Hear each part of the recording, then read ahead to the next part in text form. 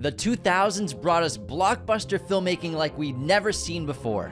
And 2007 delivered one of the most prolific years in cinema history, which includes great dramas, raunchy comedies, incredible action, plus plenty of indie darlings. But what are the best films of 2007? Let's find out in this episode of 2007, A Year in Film. What's up, movie friends? Welcome back to Raiders of the Lost podcast, the ultimate film and TV podcast. And this is our recurring episode where we do a year in film. We've done 1999. We've done 2017. We did 1994 twice by accident.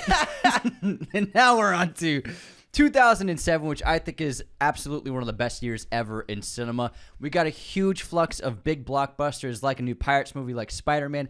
And then some of the greatest films ever made, like No Country, Zodiac, There'll Be Blood. Pixar is huge. We get Ratatouille and a couple other animated films. Some westerns. Ben Affleck broke out with Gone Baby Gone.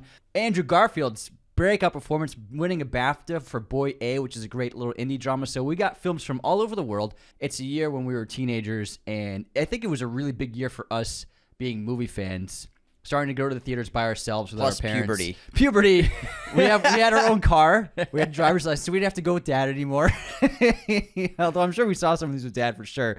But I know it was a big year for me because I saw There Will Be Blood, and that was a really important film for me growing up. I think I might have kissed a girl for the first time, too. Big year. For you, it was Surf's Up. No, franchises were huge, man. And Yeah. I think, when you look back in the 2000s, I think fondly of so many great movies. But, I mean, we had The Lord of the Rings were booming. Harry Potter's booming. Order of the Phoenix came out in 2007. Pirates was peaking, man. Yeah. Pirates was absurd. The biggest movie of the year in 2007. Transformers was coming out. Like you said, Pixar's getting huge. I'm Legend, National Treasure. Freaking 300 came out this year. Oh my God, 300! Absolutely stacked year at the box office and really great big blockbuster filmmaking, but also really great mid-budget films. Some really big indie films came out this year, like Juno was a huge hit in 2007, plus great dramas. I mean, we have Gone Baby Gone, we have Michael Clayton. Cars is a great drama. Tarantino comes out with Death Proof.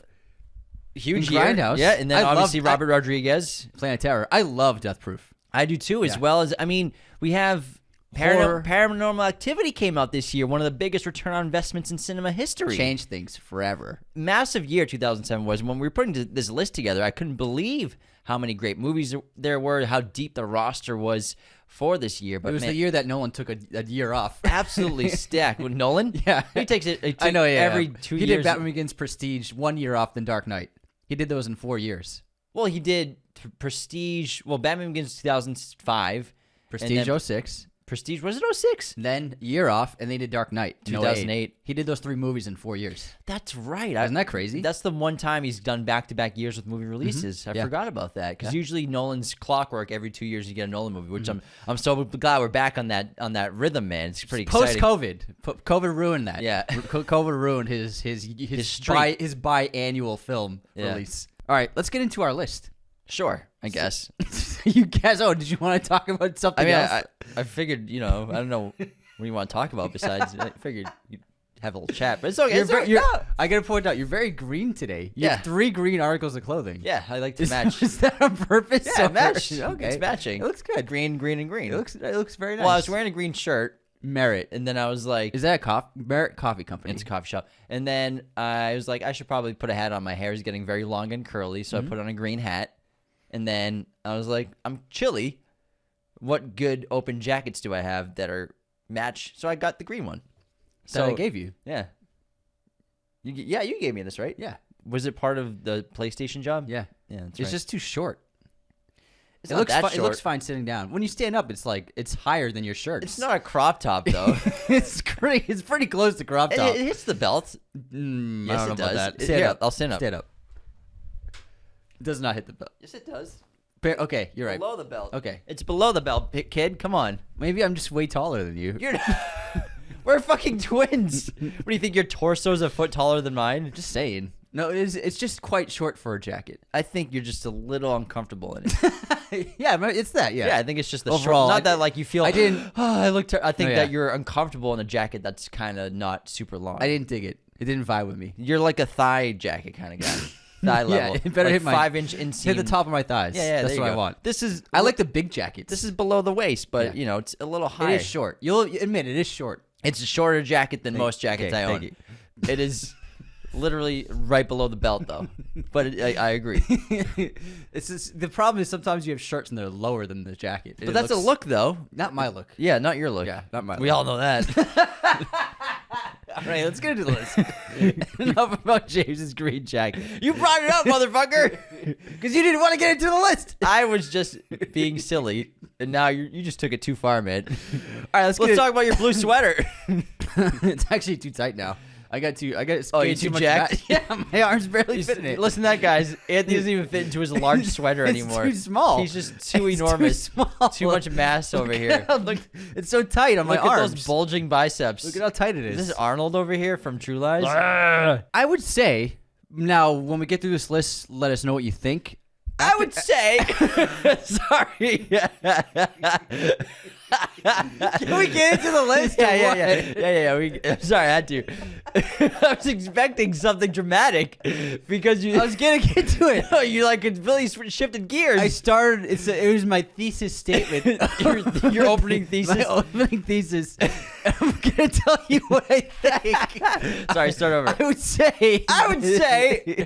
Before we get into the episode, we're gonna announce that we're doing a movie poster giveaway with movieposters.com in this episode of the best movies of 2007. So if you want to win a free movie poster, movie of your choice from movieposters.com, all you gotta do is leave a comment on this episode on YouTube. You'll automatically be entered in to win a movie poster from movieposters.com. Good luck, everyone. I think it's just so deep. We have 74 really good movies.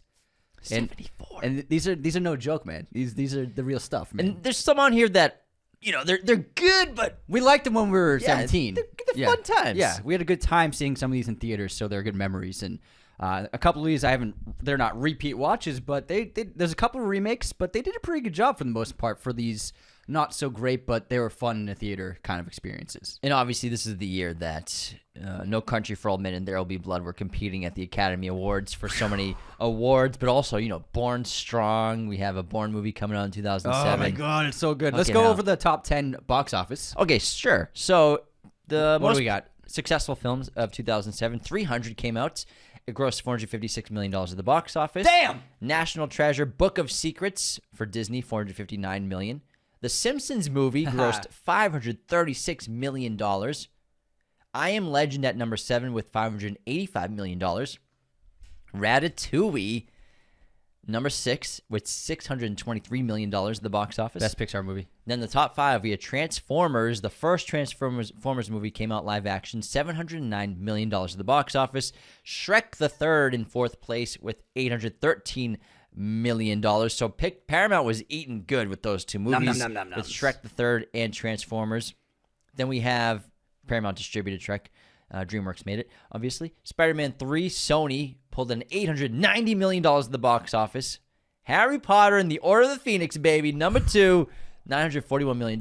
One of the most successful, probably because everyone loves that book. Yeah, and I mean, coming off of, a couple of big films, Goblet of Fire was massive, and, I think they're getting a little older at this time, so that's why I think the teen audience was I a think lot more Goblet interested. was one of the lower release box offices. I can't remember off the top of my head. It's possible. And then number 1 at the box office in 2007 was Pirates of the Caribbean at World's End. Wow. $963 million freaking dollars. Yeah, Goblet made under 900 million.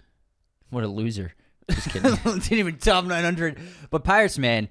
Pirates was the shit, man. Everyone saw Pirates. It was so fun. Johnny Depp was really big in the 2000s, man. Yeah, he was great. All right, how about we get into our list? And Let's talk finally about get into this list these 75 and stop movies. talking about our clothing.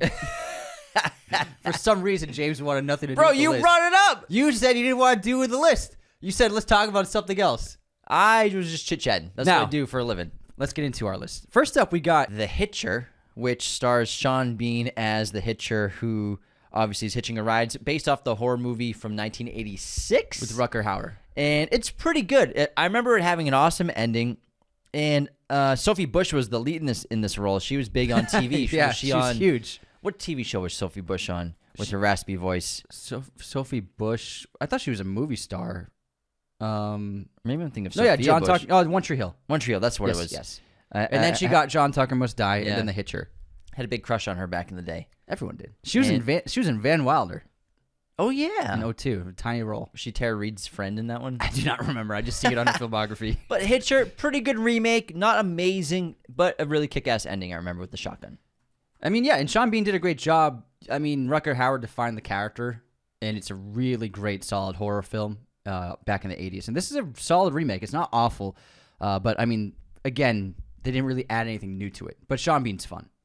All right, next up we got Charlie Bartlett, which is a really great coming-of-age comedy starring Anton Yelchin, rest in peace, who was really such a sensational young talent who was gone too soon. I mean, it's been a while since he passed away. Yeah, I think it's been 2 or almost 3 10 years. No, not that long. Yeah. I thought it was like 3 years ago.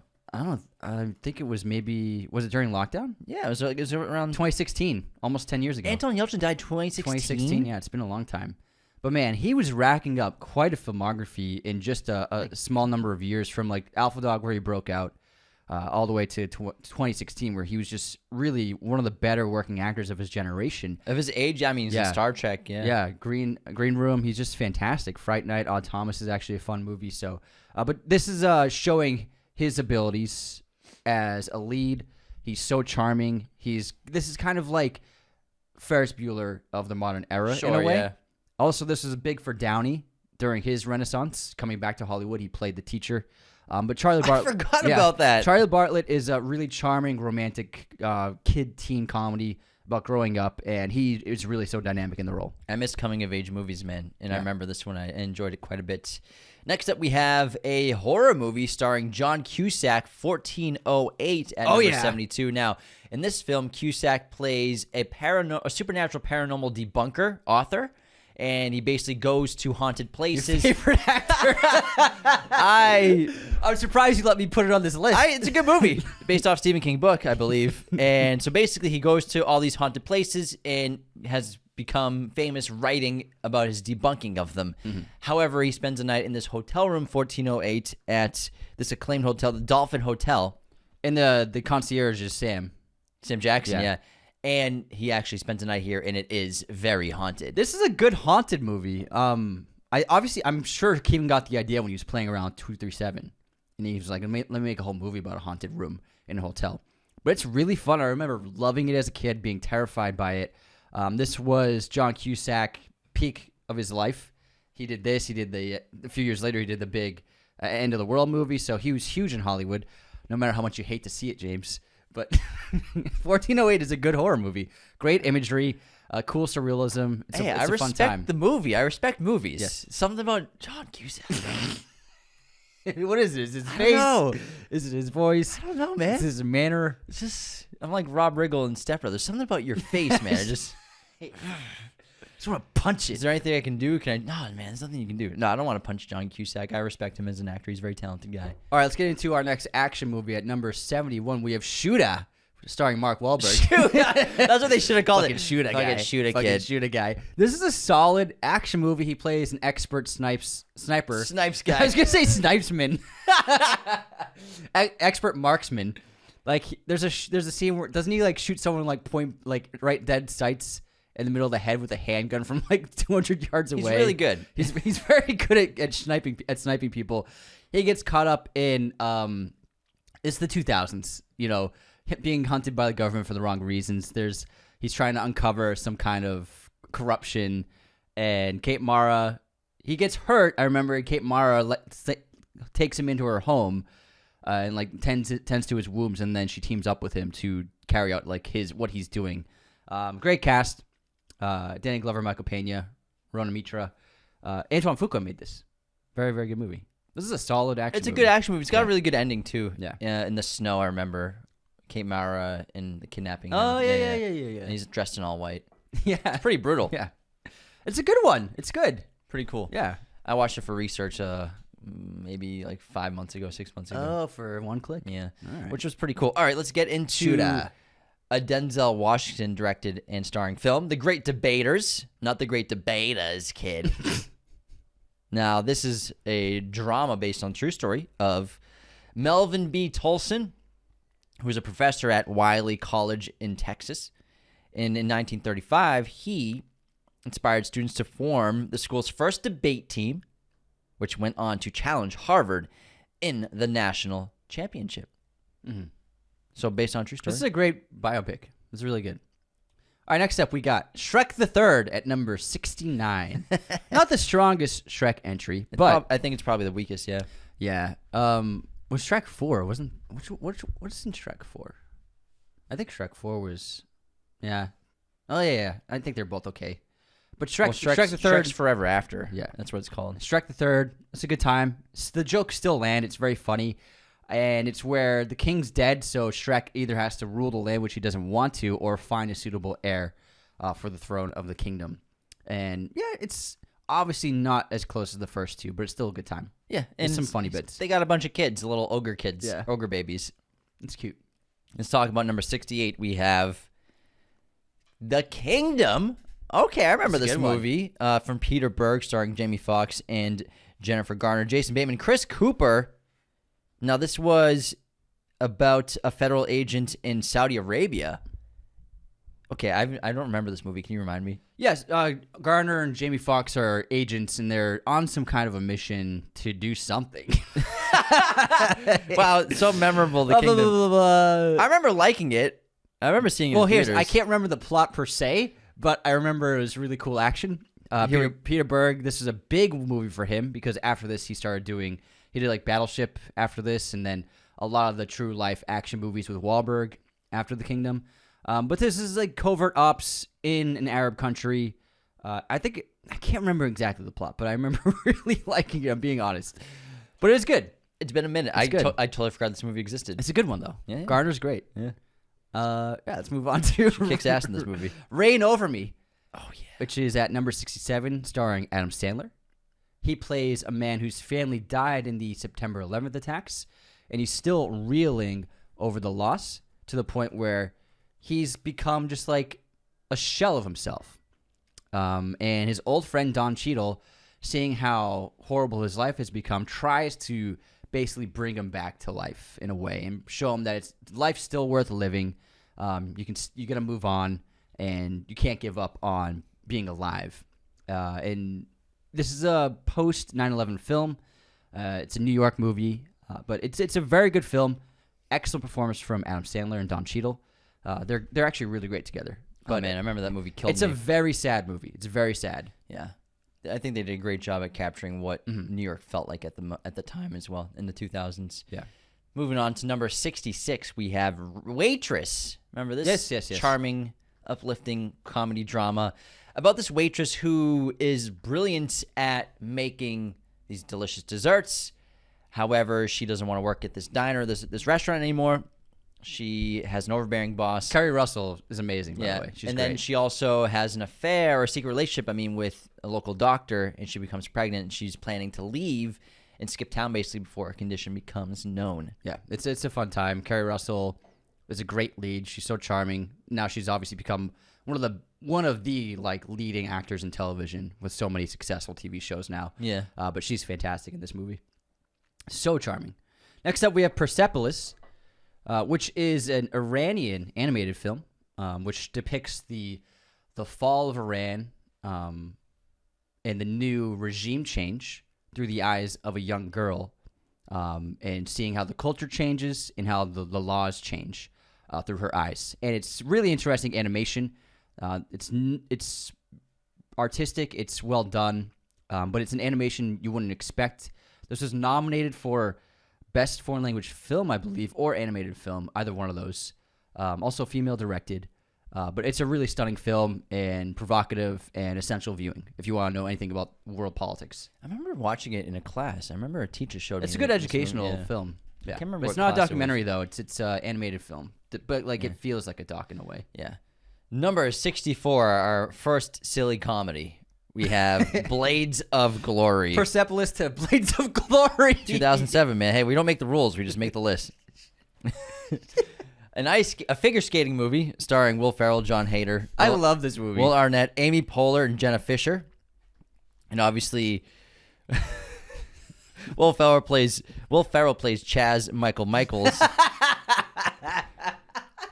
And John Hader plays Jimmy McElroy,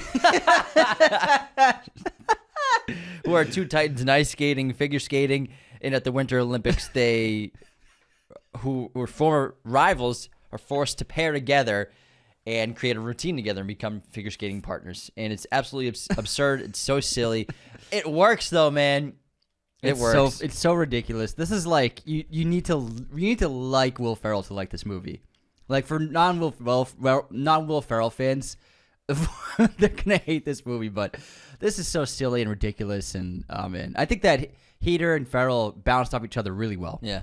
But it's a insane film. But it's just a good time, honestly. It's ridiculous. All right, number 63. We have a Michael Myers movie. This is Rob Zombie's. I almost said Ron Howard. Ron Howard's Halloween. Ron Howard's Halloween. Rob Zombie came out with the remake of Halloween in 2007. I thought this was a solid horror movie, and I thought this was I actually like this more than the recent trilogy. Me too. Of Evil Dies Tonight. Halloween. Evil Dies Tonight. Evil Dies Tonight. This movie is graphic. It's brutal. And Rob Zombie. What's going on over there? I don't know. Did you watch a Ron Howard movie recently? No. Did you watch Rush? I did not.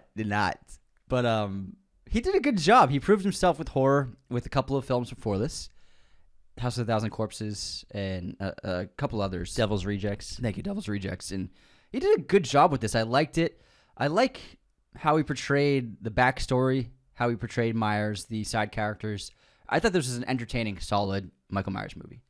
Me too. A little bit of an origin story. Yeah. And, it was cool to see a rock star come out and become a filmmaker for the 2000s and be good at it. I thought that was really interesting. And obviously he's very creative and an intelligent guy. But it's pretty cool to be able to shift gears completely and go from being a rock star to filmmaker. I can't think of another that had success directing films like this. In terms of musician to filmmaker? Yeah.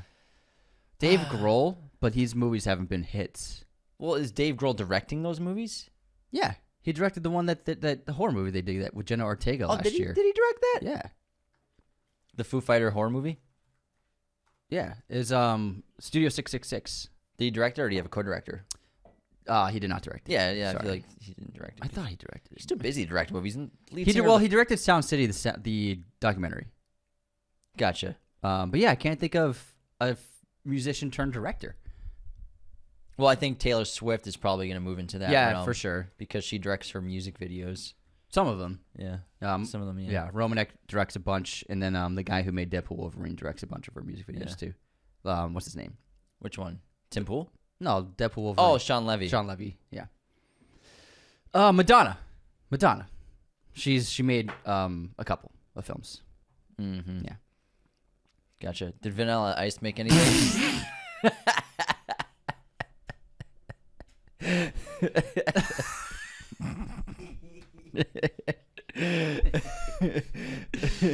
Let us know if there are any other musicians turned filmmakers. Let us know. All right, moving on. Oh my God. A James Gray crime movie coming out next at number 62. We Own the Night. Good one. Pretty good crime movie one. starring Mark Wahlberg and Joaquin Phoenix plus Eva Mendes. Whew. And I believe Dennis Hopper is their father. No. No, what's his name? I don't believe it's Duvall, Robert Duvall. Yeah, That's who. I remember some old white guy. Duvall plays their father, and so Marky Mark plays a detective, and then Joaquin plays his brother, who's a criminal. And it's basically about their worlds colliding and how they sort of exist together in the city. And obviously they coexist. Yeah, knowing each other, what they do. That's another way of saying they exist together, Anthony. I'm just saying coexist is a way better way to say it. They exist together. Or they coexist. Thank you. And Joaquin's just going a little too far in on the criminal stuff because he's got some debts he's got to pay off. His father and Wahlberg ask him to become a mole for them. That's what it is. Yeah. And he has to decide, should I do right by my family and help them take down the criminals who are my friends or not? That's the conflict of the movie. Joaquin is cool as like this tough, cool gangster. Because I believe the mob they try to take out Wahlberg's character. Yeah. And so then he's like, you know what? I'm going with my family. Yeah. It's an interesting film. James Gray movies. Joaquin has been in 3 or 4 of them. They've worked together a lot. This is one of the better ones. This and The Immigrant are really good. All right, next up. I'm gonna steal the Declaration of Independence. National Treasure, Book of Secrets. But what are they stealing this time? Book of Treasures, Anthony. Book of Treasures. Book of Treasures. Treasures. What's he say he's stealing in this one? National Treasure, Book. It is Book of Secrets, motherfucker. It's not National Treasure, Book of Treasures. Oh shit! Did you? You wrote it, mother. You wrote it. You wrote it on the list. I did write it. I was just reading what you wrote, man. you duped yourself. This was his grandfather was wrongfully has been wrongfully poised as a conspirator to Lincoln's assassination attempt, and so he's trying to prove that his grandfather was innocent. His great grandfather. National Treasure, Book of Treasures. Too treasure, too fast, too national, too treasure. And that'll lead to another clue. Oh man, yeah.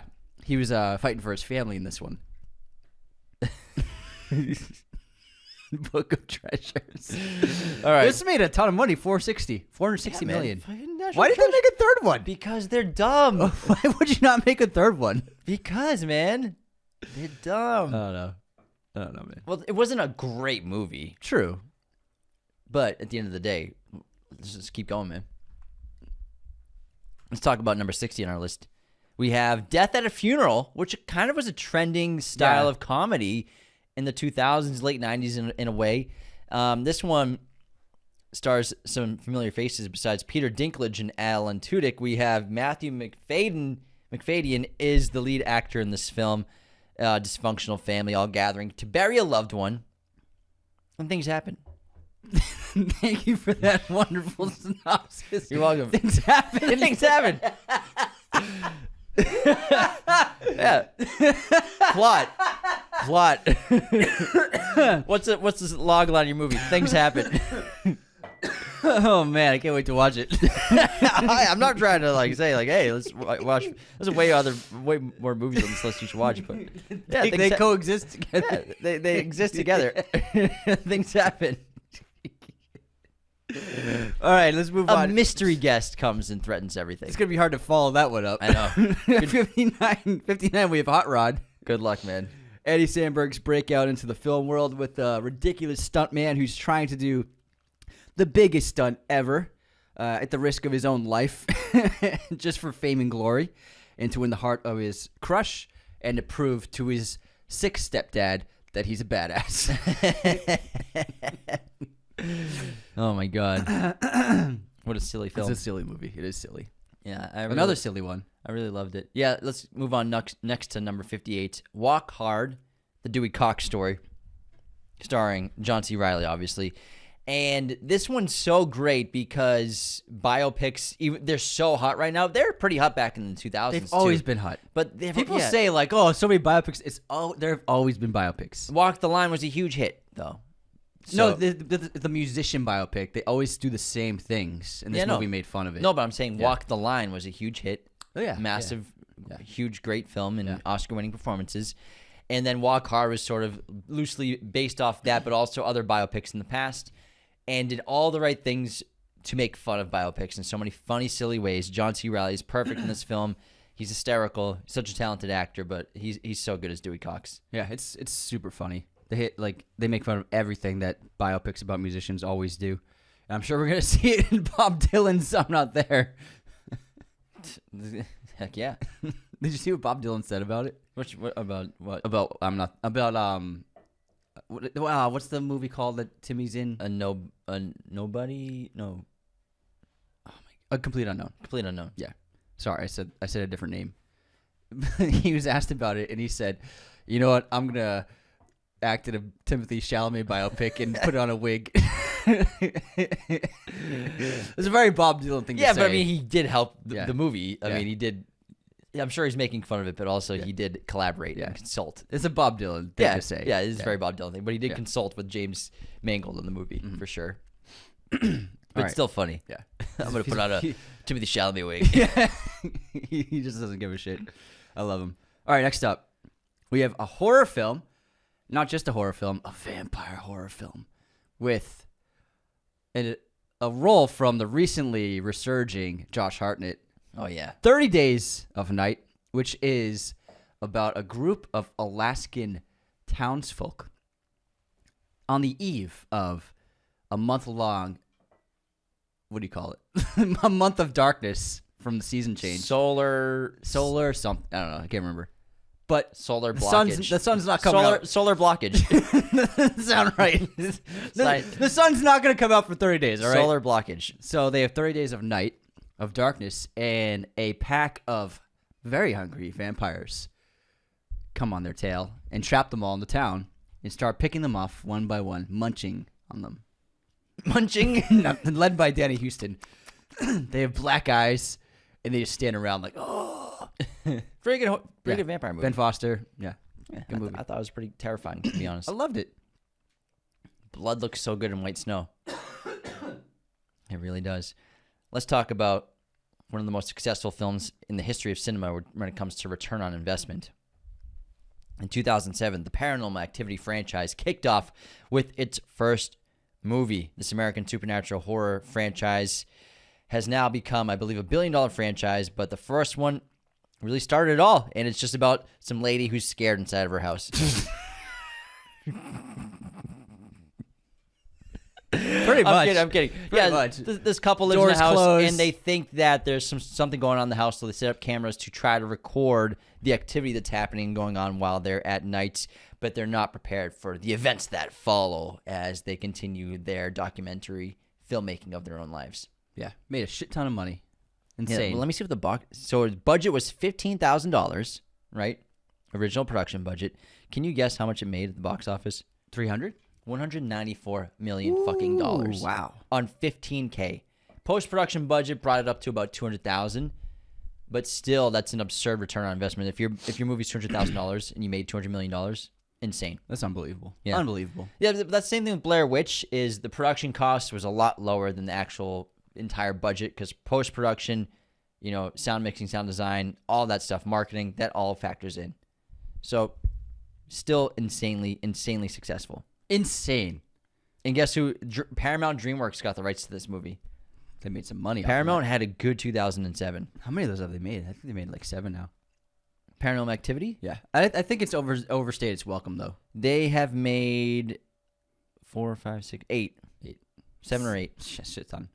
All right, next up, at number 55. Similar to Paranormal Activity, we have another terrifying horror movie. Cars. Just kidding. It's a fun, sweet family movie. Pixar's biggest hit of the year. Second biggest hit. Pixar's? Yeah. Yeah, Ratatouille's higher. Yeah, Way higher. Ratatouille's higher. But this launched the Cars franchise. They've made 3 of these now. They're actually making another one right now. Cars is a lot of fun. Paul Newman, one of his last role ever as an actor was Cars. Yeah, that's right. And even though it's not the most successful Pixar movie, it's probably one of the top tier merchandise sellers. If you walk in a mall in America, you will see a kid wearing shoes that are Cars. Lightning McQueen, baby. you will see Lightning McQueen shoes. California Adventure at Disneyland in Orange County, California, it has a Cars ride. It's so fun. Mm-hmm. It's one of the best rides at the entire park. It's amazing. Wow. Is it a roller coaster? It's not a roller coaster, but they basically built a giant mountain, a cliffside mountain, desert terrain, obviously, and you're in a car with 4 seats, and you are zooming through these naturally made cliff sides, and they did such a great job of putting it high up where you look over the sides and you can't see the rest of the park. It's really cool. This is cool. And it's really fun. You go underground too. You go into like a mechanical area. You go into an Italian pizzeria sort of place. It's really fun. I'm looking at this actually like a lot one of the fun. best rides at Disneyland. Well, it's California Adventure and Disneyland are next to each other. You buy a pass for both and you just walk over. Oh, okay. It's probably the best ride at California Adventure. Radiator Springs. Yep, that's what it is. Ka-chow. Our nephew loved with cars. He fucking loved it. He was 5 when it came out, so he was huge on cars. Pretty obsessed. Yeah, he's a cute kid. Sure was. Yeah, that was a teenager. Now he has his own car. It's crazy. All right, moving on. Number 54, we have one part of Grindhouse, which came out in 2007. We'll talk about Planet Terror first from Robert Rodriguez, which is an absolute blast of a mutated monster zombie movie where everything goes wrong. It's really fun because it's surreal. It's everything you love about, or anyone would love about, those B action movies from the 70s and 80s, as well as B horror movies. The gore is great, gross. We have freaking, what's her name? Brolin's in it. Yeah, Brolin plays one of the doctors in it. Rose McGowan with an assault rifle attached to her leg. One of the most iconic looks, I think, in a horror movie. It's really great. Freddie Rodriguez is in this as well as son. And then Marley Shelton, she plays a role in both films. Bruce Willis, he's got a role in this movie. Yep. It's really cool. It's really gross. Classic. So many regulars from Tarantino and from Robert Rodriguez movies. Danny Trejo's in this movie as well. A lot of fun. It's ridiculous. It's silly. It's camp as hell. And it's a great horror movie. They also filmed Brolin's audition tape for No Country. Tarantino and Rodriguez filmed it for him. That's right. Yes, and the Coen brothers, when they got the tape, they were like, your audition tape looks amazing. Who made this? Because Brolin he had done American Gangster in this, but still nobody knew who he was, really. Yeah, we should do an episode on Grindhouse in general of the double feature of Planet Terror and Death Proof, which, don't worry, Death Proof's on this list as well. Oh, yeah. I think that'd be fun, because I've always wanted to learn more about the projects, whether they were filmed together in the same areas. I'm sure they were. Shot them both in Texas, right? Yeah. Down in... they filmed them together, and there's overlap. Down in Rodriguez's movie studio down there, probably. And I believe Tarantino did some of the camera operating for both films. Yeah, and he's got a cameo in he's in Planet it. Terror, yeah. There's a lot of cool stuff. He plays a rapist. Oh my God, I forgot. All right, next up, we got... blah, blah, blah, blah. Oops, sorry. We had a repeat. Let me get rid of this right here. A repeat? There's 2 Paranormal Activities. Oh, well, you're still too far. No, it just threw me off. Why don't you just say what's next? The Mist. Based on the Stephen King film starring Thomas Jane. Had a really good ensemble. Frank Darabont made this movie. And it's a lot of fun. It's this weird mist overtakes the town, and we learn that it's like taking over everything. And monsters are coming out of the mist and attacking and killing people. Very scary, gross-looking, insanely disturbing monsters that seem to be from like a different dimension. And so a bunch of townsfolk hold themselves up in a supermarket, and they're trying their best to keep the mist out and keep the monsters from attacking them. This is a solid Stephen King adaptation. It's a lot of fun. It's got one of the most shocking endings ever in history. It's really just like, you're like, oh my God, I can't believe that happened. But it's a good time. It's a good time. All right, let's get into Surf's Up. I guess you could say an all-time Penguin movie. Yes. And one of the more successful surfer movies, for sure. It's about a teenage penguin played by Shia LaBeouf, who is followed by a documentary film crew. Yeah. Then he leaves his home Antarctica for Pengu Island and to find a great surf spot, right? Yep. And he learns from a surf guru. I forgot played about by this Bridges. Movie. What's truly important in life. Yeah. I forgot about this film. We actually watched it on Discord a few months ago. That's right. Yeah, it's a good time. I like the documentary approach. Yeah. It's cool. All right, next up we got our first zombie movie. 28 weeks later. There were zombies in Planet Terror, baby. Next up we got our second zombie movie. For 28 weeks later at number 49, the sequel to 28 Days Later. And it's a fun movie. It's good. It's not on the same level as 28 Days Later, but it's still solid. The action's great. It's got some really fun zombie moments. Jeremy Renner, Rose Byrne, Imogen Poots, Robert Carlyle. Really great cast. Overall, it was a pretty good follow-up, although I hope that they can really come up with something special for the third film coming out soon. Next up, we have, at number 48, The Simpsons Movie. Yes. And a typical plot in a Simpsons episode is Homer does something ridiculous, gets in trouble with the community, gets in trouble with Marge, tries to get her forgiveness. And that's basically the plot of this movie, except on a global scale where the entire planet is in danger because of a mess up from Homer. And so he's trying to save the world as well as get forgiveness from Marge by the end of the film. And a dome is placed over Springfield. So it's pretty fun. It's great. I mean, it's good. They took an episode format blueprint of The Simpsons and then made it massive. I will say, this movie made over $500 million. Yeah. Kudos to him for being like, I'm not going to make another one just to make more money. Who, David Silverman? Yeah. Imagine how much money they offered him to make another one. Yeah. Because it was so successful. But he's like, no, this is all. I mean, kudos to him. But I mean, he probably made a good deal where they built the park at Universal for The Simpsons. How much money has he made? He probably makes. I mean, he's probably got a similar deal to Spielberg, where every time a ticket's sold at Universal, he gets a cut. Not maybe a huge cut, but a cut. I'm sure. Crazy. He's probably a millionaire. You know. He's definitely a millionaire. No, a billionaire. Oh, I thought you said he's probably a millionaire. Dude, he's probably made like a couple $100K. He's probably no, they literally have a Simpsons park at Universal, you know? All over the world, too, probably. I'm sure he's made a couple bill. he's had to have. It's one of the most recognizable pop culture phenomenons ever.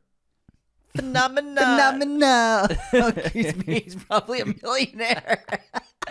He's probably worth like $10 million. It's probably like $5 billion, let's be honest. Probably, yeah. All right, next up we have at number 47 a fantasy adventure with Robert De Niro. What could this be? It's Stardust, which is it's a fun movie. Stardust also stars Michelle Pfeiffer. Who's the young actress in it? Henry Cavill's in it. Charlie Cox. Claire Danes is the lead. Ben Barnes. And it's like a fun, classic fantasy tale about love, about adventure. Michelle Pfeiffer plays a great villain in it. De Niro's ridiculous in it. He plays like this pirate. It's a fun time. It's actually a really good movie. Directed by Matthew Vaughn. Interesting. Yeah, all right. He did it right before Kick-Ass. Right. Let's talk about one of our favorite buddy cops of all time. The dynamic duo of Chris Tucker and Jackie Chan with Rush Hour 3. Yeah. We talked about this, I think, in our Best Comedies of 2000s episode a couple months ago. We did. It's just so great. And obviously the stakes are a little bigger. The action's a little better. So many great stunts from Jackie. Great comedy from Chris Tucker and Jackie in general. And, you know, I think that their chemistry is just off the charts. And I really hope we get a fourth one because I love them together so much. But yeah, I love Rush Hour. I love the Rush Hour franchise. This one's just so silly and fun. Rush Hour is a lot of fun. All right, next up we have a Spanish-language film from J.A. Boyena, who's now become a heavyweight in the world of Hollywood. We have The Orphanage, which came out in 2007, obviously. Oh, thanks. Oh, it came out in 2007. Thanks for letting us know in this episode of the year. Yeah. It's about this woman who convinces her husband to buy an old orphanage building and convert it into their home. They have a young son. He goes missing, and then the spirits inside the orphanage, they're very scary, but maybe they're trying to help or not. I'm gonna help you. That's thank you. That's a great quote. Yep. That's what happened. Things happen. Things happen. Plot. Things happen. Very successful movie. Yeah. How successful? 65 million euros. Wow, it's pretty freaking good. Yeah. All right, number 43. This is again, drink that water. I'm just watching you drink the water, waiting for you to say the next. You can't wait a second for me to sip water. You can't wait a second. You can't wait a second, Anthony. Sip water while I was talking. I got thirsty. I thought I finished my spiel. That James just goes. You abruptly ended your phrase. I needed a sip. It didn't take that long. It took a while. It took a good. It's a good 5 seconds of James. No way it was 5. There's no way. Silence and James. There's no way it's 5 seconds. I'm looking at the audio file right now as we're recording. There's no way it's 5 seconds. Fake news. Gaslighting. Are you hydrated? You're gaslighting me. I'm not hydrated. That's why I'm drinking water. Can we talk about number 43 on this list, please? Please. A great crime. Is that your phone? God damn it! I'm on Do Not Disturb. Sorry, because it's not my phone. It's my computer. Sorry. Because we record. Oh, it's just not your fault. No. I forgot. Do Not Disturb was taken off. So let's talk about number 43 on this list. A great crime film as well as courtroom drama. Almost. It is. Yeah. Yeah. Almost. Well, I mean, it's not like... It's a courtroom drama. Yeah. It is. It's more of about a lawyer. But I feel like... No, but what I'm saying is the really good courtroom scenes really exist after the movie ends. They're in there. What are you smoking, man? I don't know. Almost Let me talk about fractures. Let me talk about almost a fracture. courtroom Let me talk about fracture before I fracture your arm. Fracture, starring Ryan Gosling, Anthony Hopkins, as well as Rosamund Pike. So basically what happens is Anthony Hopkins plays this very successful architect or something like that. Yeah, it'd be cool if I could finish this. You were like, I am just conversing here. You looked like you were trying to figure it out. I am conversing. I'm talking. You know, that's how I talk. I look Okay, around. let's hear about the things. I look around. I make eye contact with you, with the camera. So he plays a very successful architect.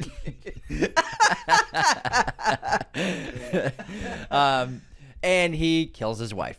However, he's very sneaky about it and has covered his traces so well. He's very intelligent. And he thinks that he's going to get off the case, which he does. He beats the case of the murder of the wife. However, Ryan Gosling plays a young hotshot lawyer who's never lost a case, I believe, just like Keanu Reeves in Devil's Advocate, right? And he's on the case, and now he's out to prove that this man actually did murder his wife and get a retrial. You're like you Something like that. That's like the end. Nah. Because the trial is Anthony Hopkins. Gosling took on the case as a defense attorney because he thought it was a close and shut case. It's closed and shut, yeah. But he's unable to, like, Anthony Hopkins dances around the law so well, and then he finds himself in trouble of losing the case, so he's trying not to lose the case. That's what it is.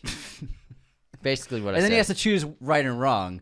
Yeah, Basically what I said. It's great. Basically it's what almost I said. a courtroom drama. It's almost there. All right, next up we have another great crime film. At number 42, The Lookout, which is a really good crime film from, I can't remember the director, but it stars JGL as well as Joseph Gordon-Levitt. Not everyone knows the acronyms of actors, Anthony. Everyone knows JGL. No, not everyone knows JGL. Not like RDJ. Oh, whatever, man. Matthew Good. Yeah. MG. JD. Jeff Daniels. In IF, Isla Fish. This fucking guy. Joseph Gordon-Levitt plays a former hockey star and just king of his high school who, after a car accident and brain injury, he's become pretty helpless. He works as a janitor in a bank, and he can't really do much mentally. And so he's dependent on his blind friend. Yeah, he is a dependent legally. And then he befriends this really cool dude who's a criminal played by Matthew Good, who has a plan. He's like, I want to rob the bank and I want you to help me. And that starts this really great chain reaction of things happening. Things happening. That's good. It's a good one, man. I like it. Yeah. I like The Lookout. Pretty funny. Pretty funny. MG. Let's talk about Sunshine. No, we're skipping ahead too much. Let's talk about Ocean's 13, the third film in an all-time heist franchise. I love the Ocean's trilogy so much. Yeah. And 13's a lot of fun. The stakes are bigger than ever. We have Pacino coming in as a big bad in this movie, basically opening up another hotel after betraying one of the guys, cutting him out. Yeah, cutting him out of the deal, and then he suffers a heart attack. I can't remember which one it is. The older guy, Sydney, the older Jewish man, the older Jewish gentleman. Yeah, he's Jewish as hell. No, yeah, He fronts the money for the heist in the second film. What's his name? I thought you were the biggest fan of this franchise. Yeah, but I don't know every character's name by heart. Hold on, I got it. Just keep going. And so basically, their plan Rupert. is Rupert. Yeah, Yes. Rupert. Rupert. I didn't even find it. It just came to me. Yeah, Rupert suffers a heart attack and he's bedridden. So they're out not for money or for a score. They're out for revenge for Rupert. They're out for blood. And they're going to take out his hotel, Willie Banks' hotel. Reuben. It's Reuben. Reuben, that's what it is, not Rupert. I thought you pulled up Google. I can't find him. I have the cast list up. I can't even find him. Where is he? Just look at the synopsis. Yeah, but I got it right. Ruben Tishkoff. Anyways, Pacino, Willie Bank, runs this new casino, and they're going to sabotage his opening night. Yes. Yeah. Lots of familiar faces. Things happen. It's a banger. Things happen. I think this is a really fun one. I think it might be the funniest Ocean's movie. It's pretty good. And Matt's really funny in this one. It's so stylish. I mean, Soderbergh's fucking filmmaking in this is so good. It's the creativity of the camera work and like his shots are so artistic for a heist movie. It's super fun. The earthquake sequence is really good too. Yeah. All right, next up at number 40, we have Sunshine, Danny Boyle's huge sci-fi epic about a team of astronauts who are flying towards the sun to set off a huge, gigantic nuclear explosion to reset the sun and get it going again because it's slowed down, which is cooling the Earth precipitously to the point of we're nearing an ice age. So they got to save the sun. Great cast: Michelle Yeoh, Chris Evans, Rose Byrne, obviously the man Cillian Murphy, a bunch of great actors. Cliff Curtis, Benedict Wong. Awesome cast. I love this movie. Mark Strong plays a really good role. It's a solid sci-fi film. Unfortunately, not very successful, but I think that they knocked it out of the park. Alex Garland wrote this with Danny Boyle, and it's interesting seeing Danny Boyle on this huge movie. Ironically, this budget is only $40 million. Wow. So that takes a good filmmaker to make it look that good. Yeah, it's a pretty damn good movie. I like Sunshine quite a lot, and obviously the music from John Murphy is a standout from this film. Yeah, that they used. But Cillian's great. Yeah. Cillian's great in this movie. I love Sunshine. Let's move on to number 39. The most loneliest day of my life. We have Disturbia, starring Shia LaBeouf and Sarah Romero, plus David Morse. Basically, a contemporary Rear Window. Shia LaBeouf plays it's almost Rear Window. Almost. A troubled kid whose father dies when they're leaving a fishing trip. And so then he punches out his high school teacher, which gets him house arrest. And so he's stuck on house arrest for a couple months. Quizás. His mom is Trinity. And because he can't leave his house, he's got this ankle bracelet. He just starts looking out his window because he's bored and trying to find some action. And he starts to suspect that one of his neighbors is a murderer. It's a good one. It's solid. It's a really good one. Yeah, it's really similar. It hits a lot of the same beats as Rear Window. It is a remake of it. Is it officially a remake? Yeah. It's just a new interpretation of it, essentially. Know what I mean? Yeah, I never knew if it was an official remake. Yeah. It's a remake for the kids. It's a hot remake. This is a big hit for teenagers. But I think if you're gonna, it's not like it's not a Rear Window remake. But if you're gonna do a new interpretation, I think they did a really good job. Yeah, they made it a different style. They didn't just put some guy in a cast. It's not the same story. Yeah, I like the idea of the ankle bracelet restricting your character rather than because the cast would have been like, here we go again, same movie. Here we go again and again. All right, next up, we're at Halloween time now. With number 38, we have Trick or Treat, which is a cult classic, one of the first streaming releases only. This is a great Halloween anthology. Awesome cast, great kills. I love the blending of different famous lores in scary movies, from werewolves to vampires to slashers, serial killers, all sorts of things. It's a lot of fun. The kills are great, highly entertaining.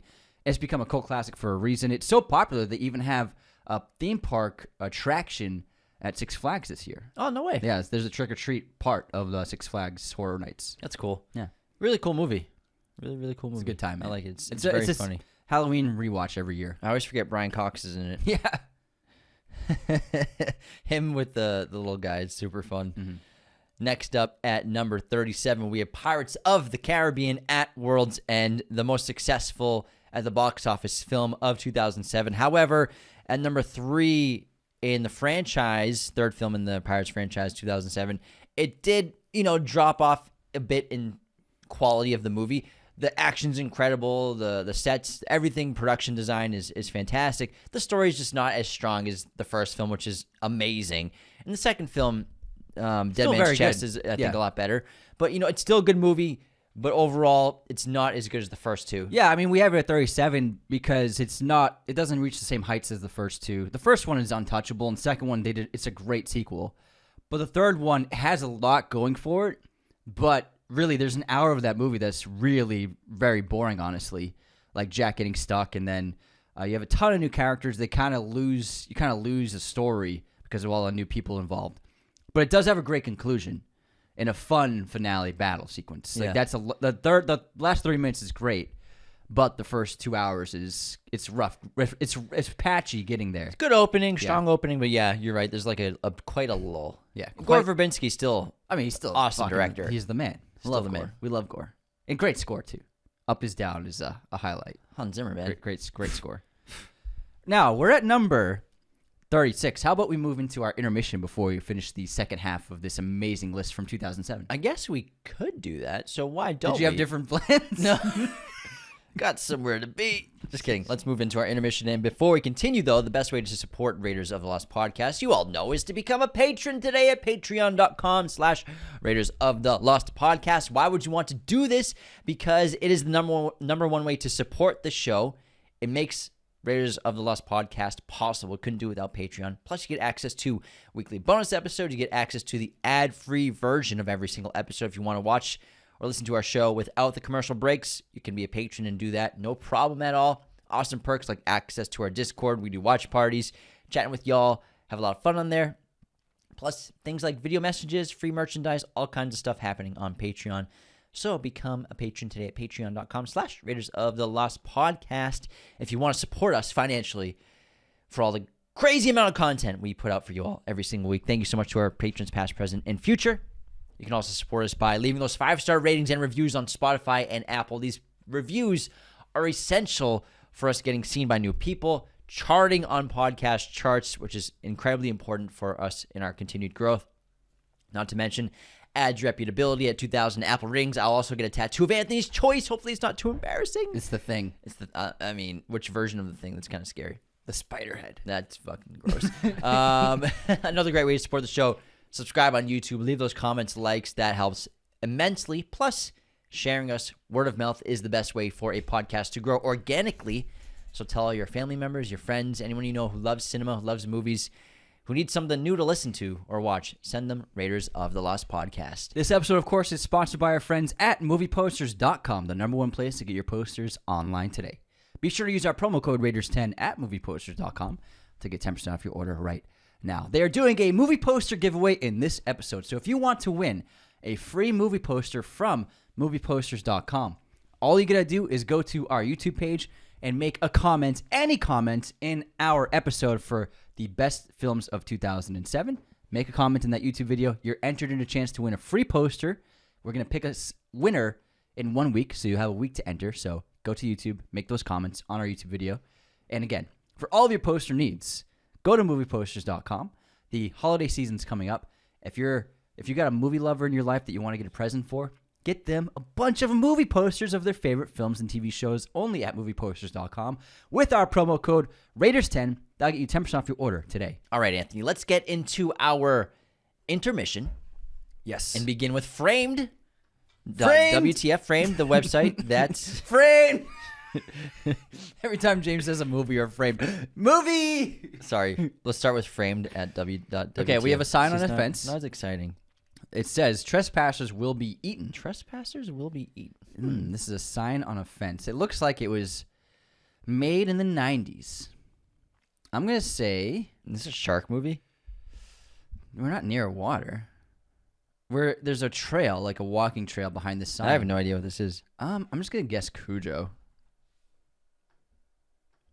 Nope. Next up, we have an explosion on water with a boat. Could be Jaws now. Not helping me. It's definitely not Jaws 1. I don't think it's a Jaws movie. Oh! The third image. Oh, wait. What do we got? Oh, it's a James Bond movie. Yeah, this is the third image is alligators coming after a man in a suit. Which Bond movie is this? This one is freaking hell. Who was the one after Connery? I'm just going to search James Bond alligators. James Bond alligators.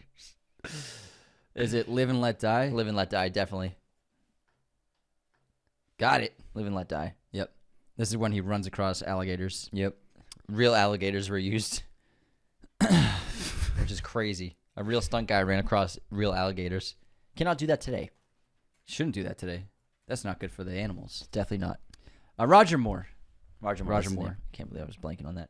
Me too, man. That was a tough one. The alligators were a dead giveaway. I knew it was a Bond movie after the alligators, but I couldn't remember which one. All right, let's begin with our movie, or continue with our movie quote competition, Anthony. Are you ready? Ready. Okay, this is between two characters. I was told I have 96 hours. That was 16 hours ago. Okay, first we should find the spotter. I found him. He's dead. You found him that way? Brian, you cannot just run around tearing down Paris. Jean-Claude, I will tear down the Eiffel Tower if I have to. I don't know. Let me do it one more time. I was told I have 96 hours. That was 16 hours ago. Okay, first we should find the spotter. I found him. He's dead. You found him that way? Brian, you cannot just run around tearing down Paris. Jean-Claude, I will tear down the Eiffel Tower if I have to. Taken. Okay. Who the hell is in them? What scene is that? That's when his contact. You're Liam Neeson with the deep voice? Yeah, I'm Liam Neeson. Jean-Claude, I will tear down the Eiffel Tower if I have to. I'm not Irish. Oh, okay. All right. That's good. Yeah, that's a good one. Pretty good. Here's mine. Gotta love crab. In the nick of time, too. I couldn't take more of those coconuts. Coconut is a natural laxative. That's something Gilligan never told us. Pretty good. Pretty good. That's Castaway. Correctamundo. Good flick. Things happen. Things happen in that movie. Guess this movie released here, Anthony. Body of Lies. Body of Lies. 2008. 2008's correct? Yes. Thank you. Correctamundo, man. Thanks, man. Mm-hmm. What year did Castaway come out? 2004. 2000. 2000. Fucking guy. 2000. So funny. Fucking hell. Okay, Anthony. Which Taken movie made the most money, and is it a billion-dollar franchise? Yes, it's a billion-dollar franchise. And I would say the second one made the most money. So, you got half that correct. The second one did make the most money. However, it is not a billion-dollar franchise. Just under, so the first one made $226 million.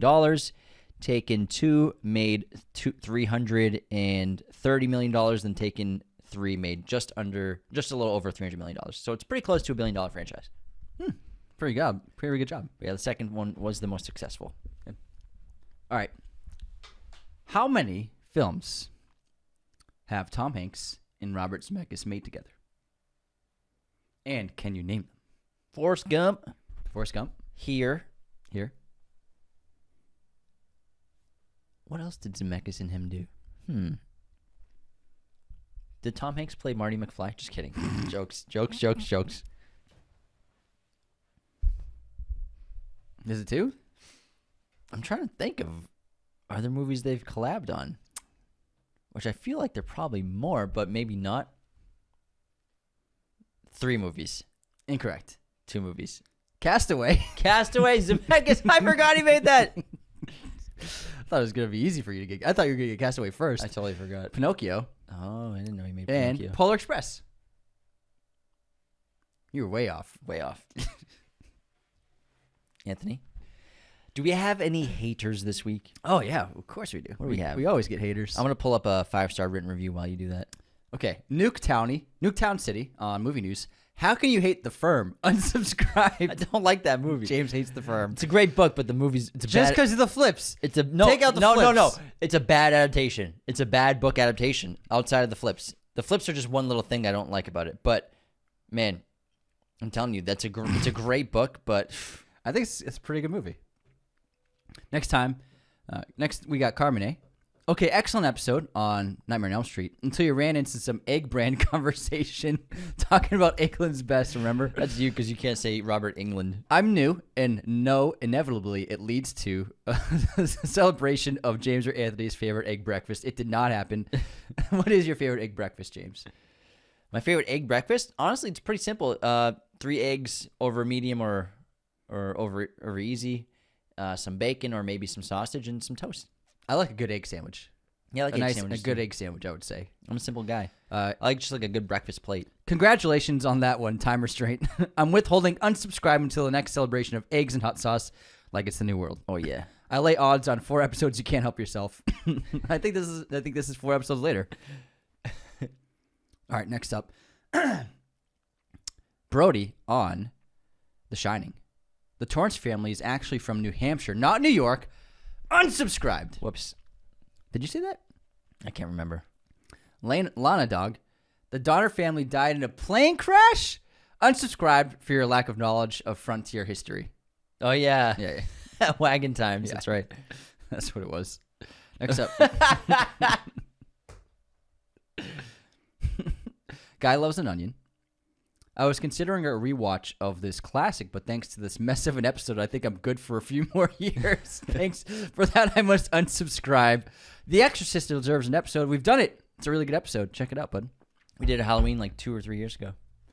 Daniel, I did also. I read an Edgar Allan Poe poem, and Yes. Anthony did not like it. No, I mean, you said you're going to read a poem. I was like, oh, that's a great idea. But it was like 15 minutes. It was not 15 minutes. It was like 3 minutes. It was not 3 minutes. It was 3 minutes. It was not 3 minutes. It was maybe 3 pages. No, it was 10. It was okay. Realistically, it was 10 minutes. No way. Yes, it was. Well, you know what? You should have left the room. I didn't know it was gonna be that long. I said, hey, can I read an Edgar Allan Poe poem? Yeah, I thought it'd be. They're all long. Yeah, but I thought you found like a small one. They're. I thought it was gonna be like a page long. It was 10 I minutes. told you the poem I was gonna do, and then you just not my fault. You didn't look it up. Hey, you were so excited. I didn't want to disappoint you. Well, apparently you are disappointed about I'm it. not disappointed. I'm just saying it was really long. It was like you had better things to do. We were doing a podcast episode. I know. I'm just saying. I thought it was fun, but I guess no one else did. Did anyone like James's poem reading? I'm sure there's someone out there. No, you did great, man. You did great. Daniel Ote. I'm sad to say, on The Shining, I must unsubscribe. I thought that James was Anthony in the Midnight Ruin trailer, and I'm not a true fan of the show. He thought I was Day of the Lord. Oh, the cameo. Yeah, the cameo. That's me. I will be resubscribing after my timeout is over. No worries, bud. We forgive you. We're used to it being mixed up. Next up, This we is my got... acting debut, though, It's so it's great. kind of fucked up. It wasn't your debut. Just kidding. Anthony K. Saying the second Nightmare movie is terrible is insane! Unsubscribed. For real, though. The first 3 are all great. Thanks, pal. Anthony said that. Paige, James, it's Halloween. You're supposed to dress up. You've always been a snack. Unsubscribed. Thanks, Paige. I'm basically married. I shouldn't have wrote that. Basically married. Next up, we got Ramiz Hamid. You guys should do Movies from Memories episodes on movies you haven't seen in the past year. That way on movies you have seen in the past year. That way you'll remember most of it, but not the details. It'll be a lot funnier. We were a mess on The Shining one. Obviously not something you've seen very recently. Doing a movie like this without having seen it in 2 years. Unsubscription notice sent. We were bounced around on that one. That's true. We were. We've had much funnier ones. Yeah, but I mean, The Shining. We didn't realize how few scenes there are when the you think problem. about it. Yeah. There wasn't much to describe. Still a good time. Because that movie's all about tone and mood. Tone, yeah. There's a lot of non-dialogue scenes. Yeah, absolutely. Wandering. Last one is Mason Lavender on Nightmare on Elm Street. God damn you, Bob Belcher. Never change, boys. You are truly the best in the business, and that's why you get paid the big bucks. Unsubscribed. I wish we got the big bucks. The medium bucks. The medium bucks. Oh, here's a good one. What's up, boys? From Lucas. Just found you a couple of months ago and have listened to you every day since. Whoa, thanks, Lucas. Also, you guys are the reason I got a letterboxd, and thank God you guys helped me get through some pretty rough stuff in the past couple of months. Man. So thank you guys for just being you. Oh, and don't think I forgot. Unsubscribed! Lucas. Thanks, Lucas. Thanks so much, pal. Appreciate you. Derek, for real. Gentlemen, for the love of God, the word you're looking for is hokey, not honky. we do say honky. Yeah, and subscribe. And then Curtis replied, I was dying laughing at work hearing them say honky over and over again. Gonna love these guys. Resubscribe. I like honky, though. It's not the right word, though. Hokey. It's a bit hokey. A bit honky. Oh, man. New listener, Matt Narton. I just listened to your American Pie episode, and I can't believe that when praising Allison Hannigan in How I Met Your Mother, you didn't even acknowledge her in Buffy. And for that reason, I already unsubscribed. Someone called us out for that like a month ago. Yeah. I don't think I ever watched Buffy. The show or the movie? The show. I never did. I don't think I ever watched it.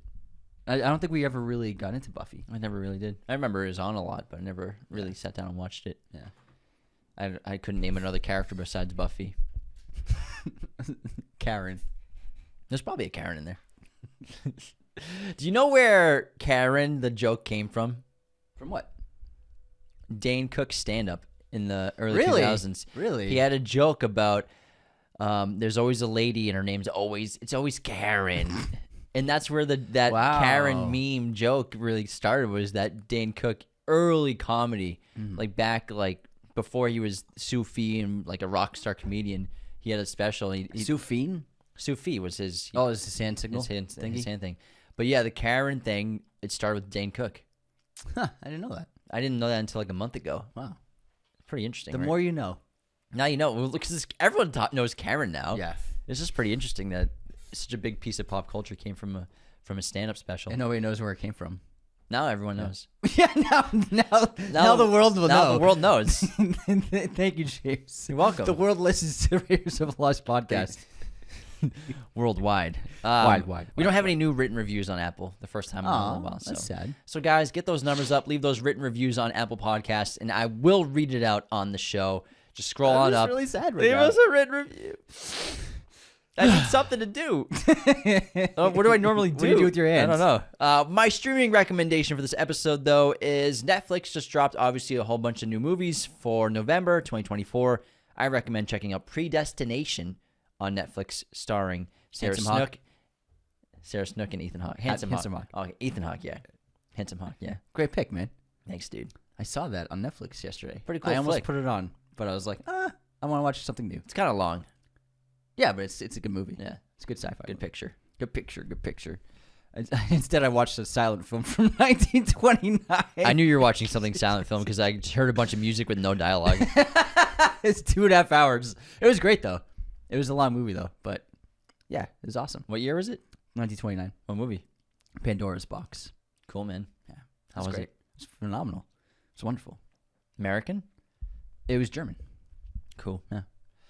It was actually lost, but then 4 different institutions had preserved it, but they weren't all great reels. So then this company, Hugh Hefner, funded the restoration of this film in the 70s, and then they restored it using all these different reels of the usable film reels in each one, and they managed to mostly put the whole film together. That's pretty cool. Yeah, Hugh Hefner funded the restoration of it completely. I guess he must have been a film lover. He must have been, but it was a big movie. It was way ahead of its time because it was quite sexual, and it was about a woman who was, someone who took advantage of people and liked to sleep around. It was very promiscuous, and in the 20s that was super rare. So you can see why he loved it so much. It was great. I don't know why Hugh had to like that. What are you trying to say? He liked the ladies. He did like the ladies. But it was a great movie. But I don't recommend that because everyone's going to fall asleep if they watch that movie. Goodfellas just got added to Max, so watch Goodfellas if you want on Max. Always a great watch. All right, let's get back into our list. Cool. And we left off, last thing we talked about was Pirates of the Caribbean at World's End. Let's talk about a great comedy from Judd Apatow.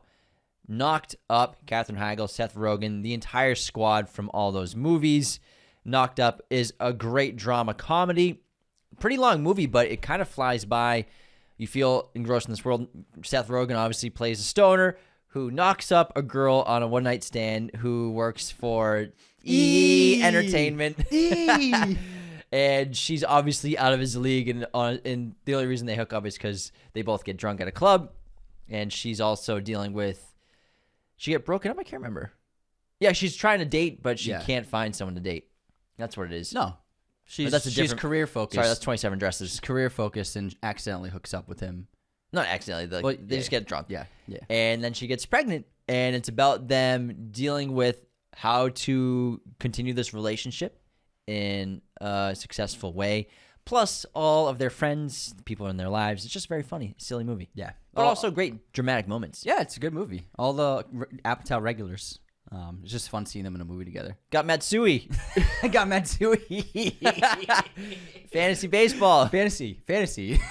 What'd you do last week? I saw Spider-Man 3. I want to see Spider-Man. I didn't know you wanted to see Spider-Man. Go to India. Looks like your computer has chicken pox. Don't let the kids have fish. There's mercury in the water. It's a funny movie. It's a good one. All right, next up. Everyone's in it. Yeah. Everyone's in it. Yeah. Everyone. Everyone. Everybody. At number 35, we have Werner Herzog's Rescue Dawn, starring the great Christian Bale, who plays a prisoner of war. And he's locked up with Steve Zahn, a couple other great actors. And it's about them surviving as long as they can, but he plays Dieter Dangler, based on a true story, who has this indestructible sense of positivity and hopefulness. Sense of positivity and hopefulness and belief in himself. And he's determined to break out and biding their time to figure out a way to get out of this prison camp. It's an awesome movie. Great movie about survival. Let's talk about Spider-Man 3, baby. Speaking of, Spider-Man 3. Pretty damn good movie. It's aged better than people think. It didn't get a lot of critical acclaim or fan acclaim when it came out. I remember people, definitely not for me. People were bashing it for years, but I think it's just, people think fondly of it now when they rewatch it. And it starts off so strong. Oh my God, it starts off so well. Harry's a villain. Yes. He's Green Goblin, and he goes after Peter because he knows Peter killed his father. And then they were like, amnesia. Remember that? Forget about it. Up until that point, I mean, I love Yeah. that movie. Up until that point, like him in the higher end box at the show at the theater, Yes. looking at Peter so nefariously, and then their fight when Peter's playing clothes. Yeah. It's so cool. Yeah. And that movie just doesn't fall off a cliff. It just Abandoned it. It would have been so good if Yeah. Harry's just the big bad the whole time and knows it. Takes him a while to get his memory back, but it's very cheesy at times. Bully Maguire's iconic, though. It's aged so much better. It's, I think, a little more. I wouldn't say it's aged better. It's just become funny. It's become memeable. But I like it more than I used to. Well, yeah, I mean, it's fine, but coming after Spider-Man 2, it's like a different kind. It's like not even the same ballpark. Yeah, Topher Grace's Eddie Brock is pretty good. Then we have Gwen Stacy by Bryce Dallas Howard. She's pretty good. I feel like if they just stuck with Harry as a big bad the whole film, I think it would have been so much stronger. Yeah, it was just too much. It was overstuffed. There wasn't really a sense of a strong narrative. Yeah, too many villains getting Venom in there, getting Sandman in there. Harry courting MJ just didn't really work. It was like they're just making pancakes, dancing. Like, what the fuck is this? Was it pancakes or omelets? It's omelets. Yes, Omelets, yeah. It was just overall, it was a great start, and then just became a different movie. And I honestly, Peter's not really that likable in the movie, even before he gets the symbiote. No, he's likable. He's kind of. He's just silly, goofy. Yeah. It's funny though. It has a lot of really good funny moments and great iconic memes like Franco looking through the glass, smiling. Yeah, it's so good. So good. How's the pie? So good. Oh my God. I'm sure the Green Goblin can afford some more eggs or bacon.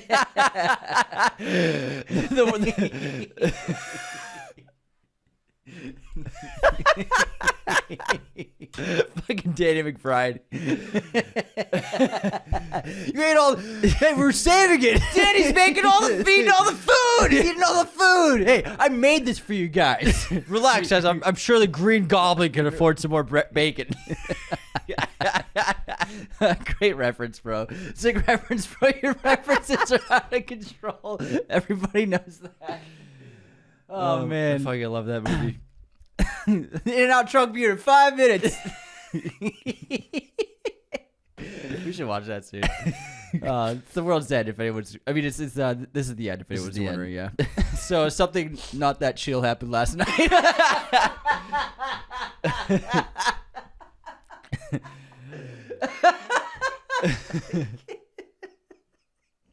So Hermione stole all of our shit.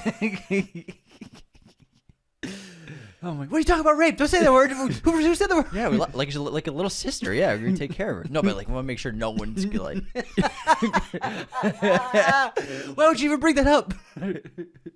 Oh my god! Yeah, we should watch this soon. Johnny. James Franco doesn't even know my name. Never again, man. Never again. All right, let's get back into the episode. At number 33, we have actually a solid sequel to Die Hard.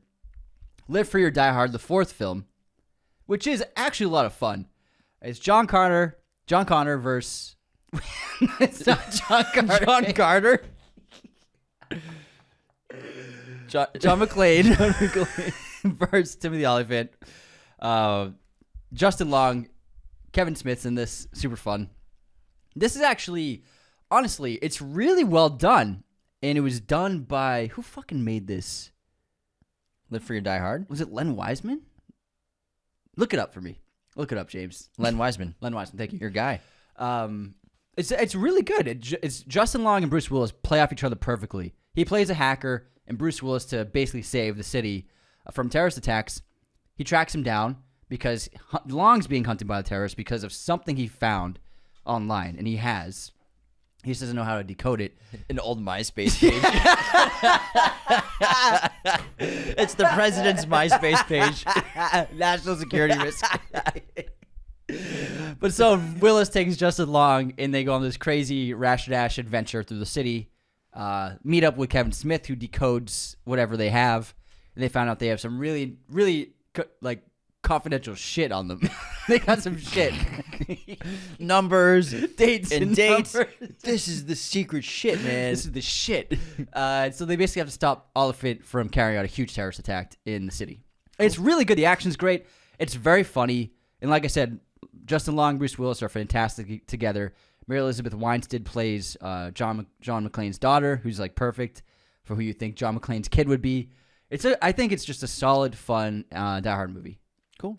Yeah, it's a good time. I got to revisit it. I haven't seen it since really it good. came out. It's really good. All right, let's talk about Into the Wild at number 32, directed by Sean Penn, starring Emile Hirsch, based on the true story of Christopher McCandless, a.k.a. Alexander Supertramp, who was this very bright, high-achieving student and athlete who abandons his life, which he, is doing everything for his parents, going to school, getting good grades, being an athlete, doing everything to appease them, but never loving that life and always planning on doing something else, abandons everything to go live a life of adventure on the road. And he basically just becomes a vagabond in a lot of ways and just travels the world, gets in adventures until it leads him to Alaska, where he spends his remaining days, where he just survives by staying in this bus. He doesn't survive. No, well, then, let me finish. Okay. He survives by staying in this bus until he makes a grave error and eats the wrong kind of potato plant, I believe, which ends up poisoning him, and then he dies eventually alone in Alaska. But up until that point, it's a really powerful story about his adventure, his journey, and the life that he lived and the realizations he came to. This is someone wrote a book about this because he left so many notes behind and so much pages of writing. Good book. Eventually finds out that happiness, the only way to achieve it, happiness isn't real unless it's shared. Yes. I remember that vividly. He thought that he needed to isolate himself in nature to try to find like nirvana in a way. But it obviously was not the right move. Yeah, and, but it's really powerful. Yeah, it's great. So great small roles from a bunch of great actors. Like Vince Vaughn plays that bartender, and they have a few scenes together. No, he's not a bartender. He works on a farm. Okay, but they go to that bar a lot. Yeah, Wayne. Yeah, Kristen Stewart. Yeah, great. Yeah, Kristen Stewart. Yeah, the young little relationship they have. It's a great film. Really, really good. Next up, we have Wreck, the horror film. Great found footage horror film at number 31, Spanish language, and it's about a woman who, documenting firefighters for the news, finds herself trapped in a building with them while some viral outbreak is ravaging the people inside the building. They get locked down by the government, quarantined, and it's about trying to survive this zombie outbreak. Oh man, it's such a good film. Remade obviously for English language a few years later. Both are really good films. Can't recommend enough. Next up, oh yeah, we are moving into the Wizarding world. We have Harry Potter and the Order of the Phoenix, one of the more successful of the franchise. Also, excellent book. Everything big's happening. The war is beginning. It is a huge movie for characters like Sirius Black, his demise at the end of the film, plus Harry going through so much turmoil with Voldemort trying to venture into his mind, Dumbledore shunning Harry to try and protect him. Lots happening. And as well as an iconic all-time villain in the franchise, but also just, I think, in general, with Dolores Umbridge coming and taking over Hogwarts. Epic battle, Voldemort versus Dumbledore, all time. It's like so amazing in the Ministry. Going to the Ministry was huge in this, because we see the Ministry a lot after this. Yeah. And this is a big movie because David Yates took over the reins of the Wizarding World from here on out and has been the director of every Harry Potter or Wizarding World film since Order of the Phoenix. Really set the tone for the aesthetic and the look and the visuals of the franchise going forward. And I think they improved on a lot of things like combat, like spell work, the visual effects of what spells look like. I think were really enhanced from this point going forward. I would disagree. Really? I think Goblet was fantastic. Nah, yeah, no, in terms of spells and stuff, Everything. it's really good. But Yeah. I think that, I think Order of the Phoenix brought in the visual effects, the CGI of spells a lot better. Yeah, I said with the Voldemort Dumbledore fight. No, for but sure. even little Yeah. things like small spells or the smoke, the Death Eaters, the way they move. Because movies like, I love Chamber, but like, for example, the Duel, every spell looks the same and they just go spinning in the air. Yeah. If that makes sense. Yeah. But I think from here on out, we got a really solid, consistent aesthetic of what I see what spells you're look saying. like. I see what you're saying. Yeah. I feel that. I hear you. Because then, I think Half-Blood Prince probably did it the best. In the books, are spells visually seen? Yeah, for sure. Yeah. Not always, but Aside some from of them, yeah. aside from the connection. Yeah. I'm trying to remember. Yeah, I guess Not so. all of Yeah. them, but obviously Patronus. Yeah. Yeah, a lot of them you can visually Flames. see. Yeah, you're right. Yeah. Yeah. Yeah. For sure, dude. Cool stuff. But Order of the Phoenix, there's a lot of spell work done in this movie. we have Dumbledore's training army. the army. Yeah. Yeah. You're right. But I think that honestly, aesthetically, Goblet is I think more impressive. Aesthetically, Visually. from a movie standpoint. Yeah, I from was just filmmaking. specifically talking about the spells. Because I think that visually, Goblet probably is better because this is the grayest looking movie. the bluest. Half-Blood Prince is way bluer.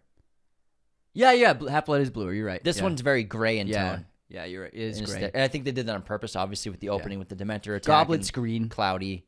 Yeah, Goblet's blue, green, for sure. Yeah. And then Half-Blood's very green, desaturated. Oh, big time. Yeah. Big time. I think Half-Blood is just visually stunning. But yeah, I think that's what I mean, though. David Yates now created this consistent tone of the franchise. I gotcha. Well said. At number 27, we have from John Crowley, who just came out with We Live in Time, the director, Andrew Garfield's huge breakout in Boy A, which is a British drama. It won Andrew Garfield the Breakout BAFTA Award.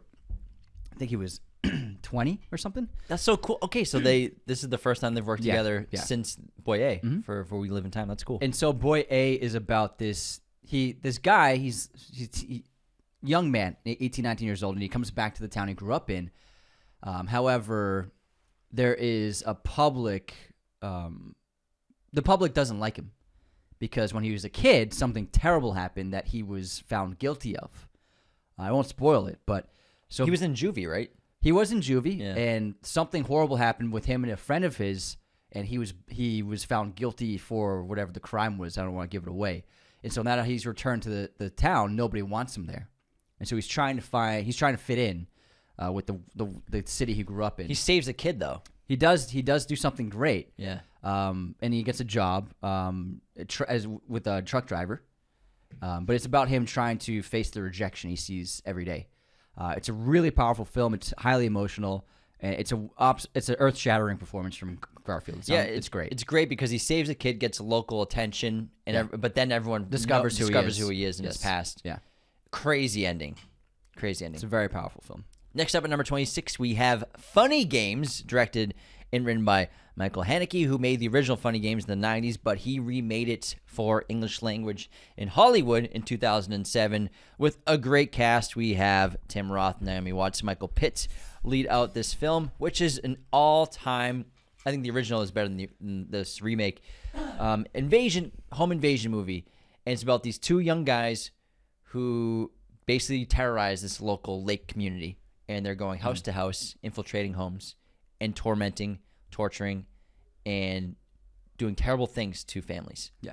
Great film. Really, really great. It's an interesting thing to do, a shot-for-shot remake of your own movie, and I think he pulled it off. It's really interesting. It's like, if anyone's going to do it, I'm going to do it. Yeah. Oh, no, no one else is doing this. This is my baby.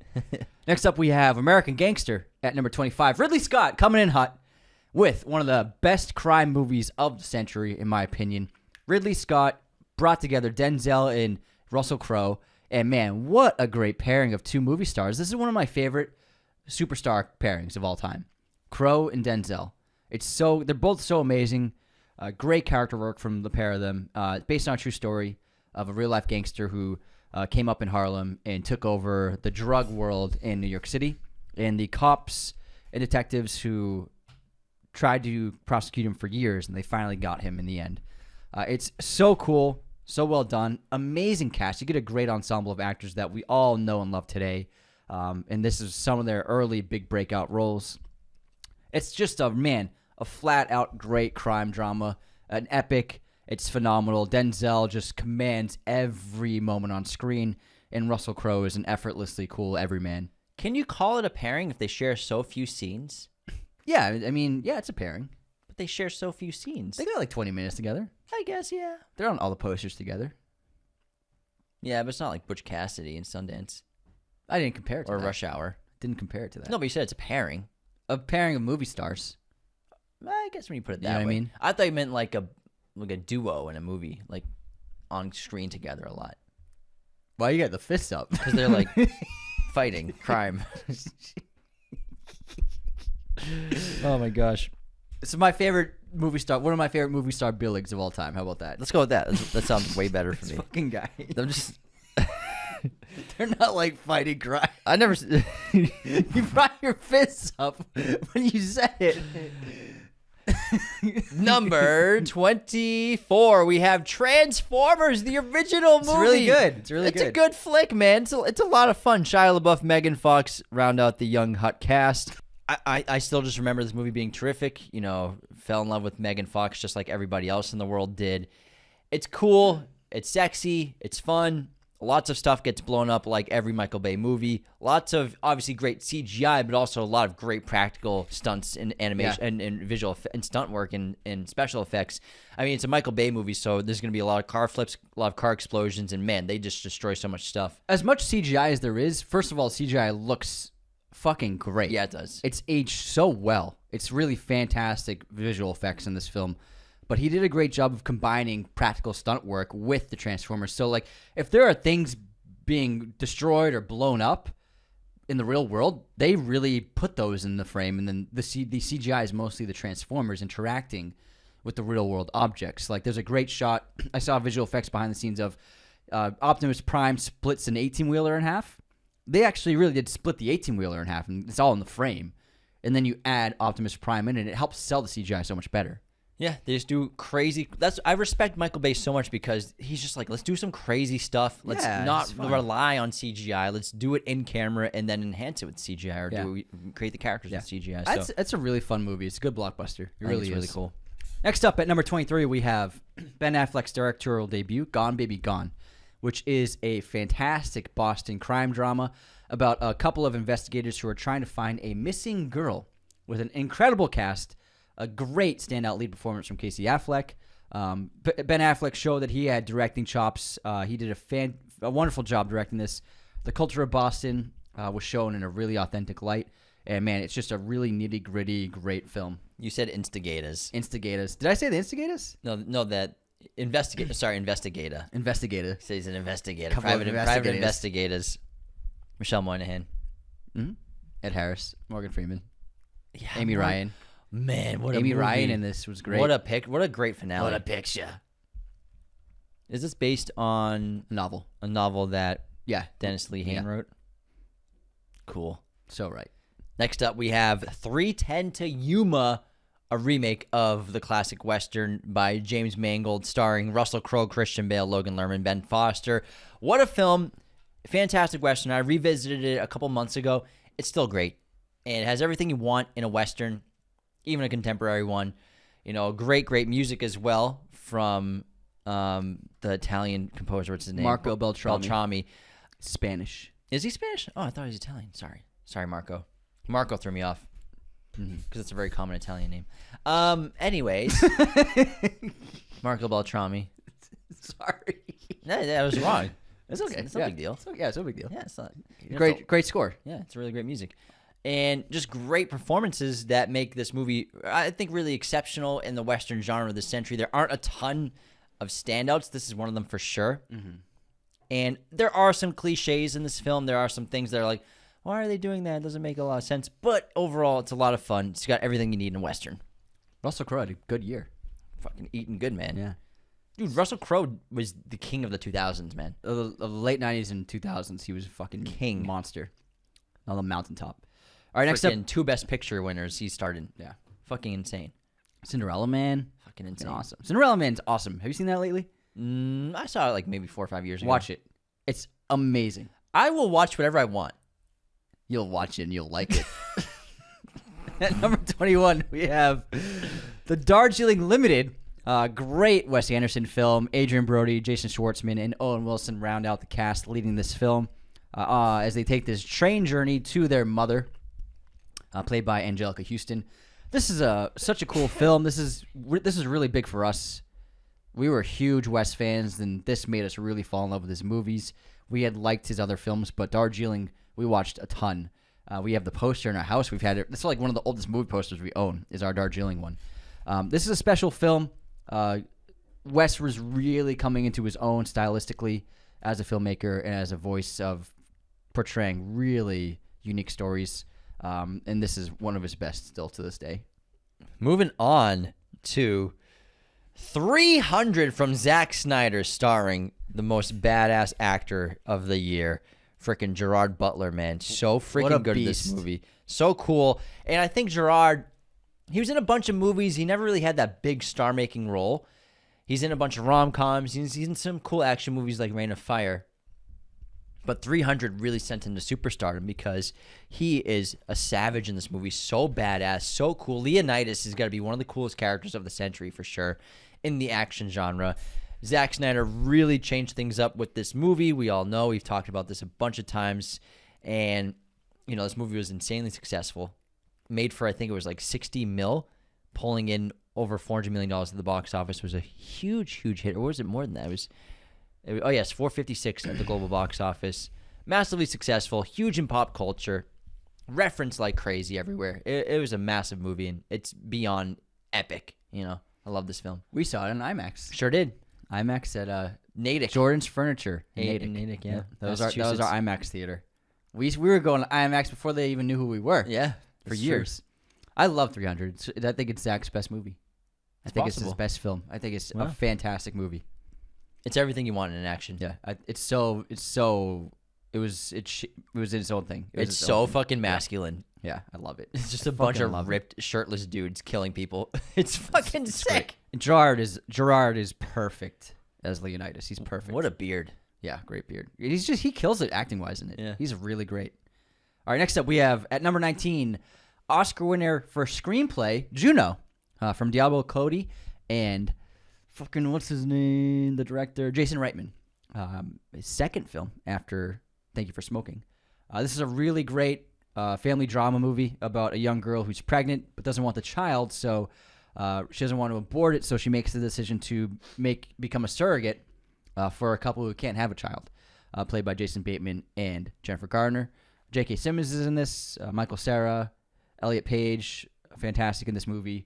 Overall, it's a fun film. It's great comedy, great emotional stakes, good narrative, and then just a great screenplay by Diablo Cody. All right, let's talk about I'm Not There, a really cool unique biopic of Bob Dylan from the acclaimed director Todd Haynes. Now, several different actors and actresses play Bob Dylan in this biopic. We have Christian Bale, Heath Ledger, Cate Blanchett, and it's a really interesting way to tell the story in the different phases of Bob Dylan's life. I think, just being such a popular star and musician. Also, Richard Gere plays an older version of Bob Dylan in this movie. There's a kid that plays him too. Yeah. I think it's a cool way to tell a story. I like musical biopics when they do new things. I don't mind when they're sort of linear or simple in their structure, because you can pull off a great one, like Walk the Lines, I think, a really good example. But when you mix it up, you do something new, you do something interesting, I think it keeps it more exciting. And I think that's why I remember the first time I saw this movie, I was really blown away. Yeah. And I thought everyone was excellent. It was really cool. And I enjoyed every actor or actress's interpretation of the character and of Bob Dylan himself. Cate won the trophy for it. Supporting actress. Oh, no shit. Yeah. She's great. She's great. Great. All right, next up we have at number 17, I Am Legend from Francis Lawrence, starring Will Smith. What a fucking heater down the middle, man. Great movie. The world's fallen to ruin from some huge outbreak, turning people into these zombie vampire-like beings who don't like the sun. And then Nigel... Wait, what's his name? Nigel? Neville. Neville. I was like, Nigel. What do you... Will Smith plays Neville something. Neville Longbottom. Robert Neville. Dr. Robert Neville. And he's one of the last survivors on Earth. He's trying to find a cure for this infection. And then 2 survivors fall into his lap, causing this onslaught of chaos heading his way, which he must try to survive. Great stuff. Yeah, cool vampire movie. A sequel is in development where they're going to do the alternate ending of the film so that they can keep Will Smith alive for the new one. Michael B. Jordan. So very interested in seeing what that is, but I think that's an awesome movie. Francis is a great director. Number 16, we have Sweeney Todd, the Demon Barber of Fleet Street. An excellent musical, really, really great cast. Johnny Depp, Helena Bonham Carter, a young Jamie Campbell Bower, who plays a little kid in this movie. Obviously, he's been so popular. Sacha Baron Cohen, Alan Rickman, Timothy Spall. Great cast. And just, I think, one of the better musicals, I think, of the last 20 years for me. It's a fantastic so well movie. made. It's so fun. Yeah. It's awesome. Campy. It's great horror, Yeah. but also lots of great laughs. And Johnny's superb, obviously. He was nominated for actor. It's sensational. It's a wonderful musical. It's one of my favorite musicals of the 21st century because you've never seen a Burton type musical, and he just knocked it out of the park with the filmmaking and the production, and it's so much fun. It's grotesque. It's scary. It's disturbing. It's gory. It's gross as hell. The meat pies. You'll never look at a meat pie again. The kills are super fun. It's overall just a wonderful musical. I love it. Next up, we're at the top 15 now. We have Sidney Lumet's last film, Before the Devil Knows You're Dead, starring Philip Seymour Hoffman, Ethan Hawke, Marissa Tomei. This is an excellent film where 2 brothers, both desperate for some money, decide to rob their parents' jewelry business. However, things don't go according to plan. And then they have to handle the fallout of the repercussions of their actions. It's an incredible film from one of the greatest American directors of all time. Couldn't recommend it enough. Me neither. Number 14, back with Grindhouse. Tarantino's epic, fantastic Death Proof, which is such a cool effing movie. Kurt Russell plays a serial killer named Stuntman Mike who kills women with his car, either by trapping them inside and crashing his car in his death-proof seat, or crashing into other vehicles of women that he has interactions with or follows for the night. It's so cool. It's so fun. Great filmmaking. Just Tarantino.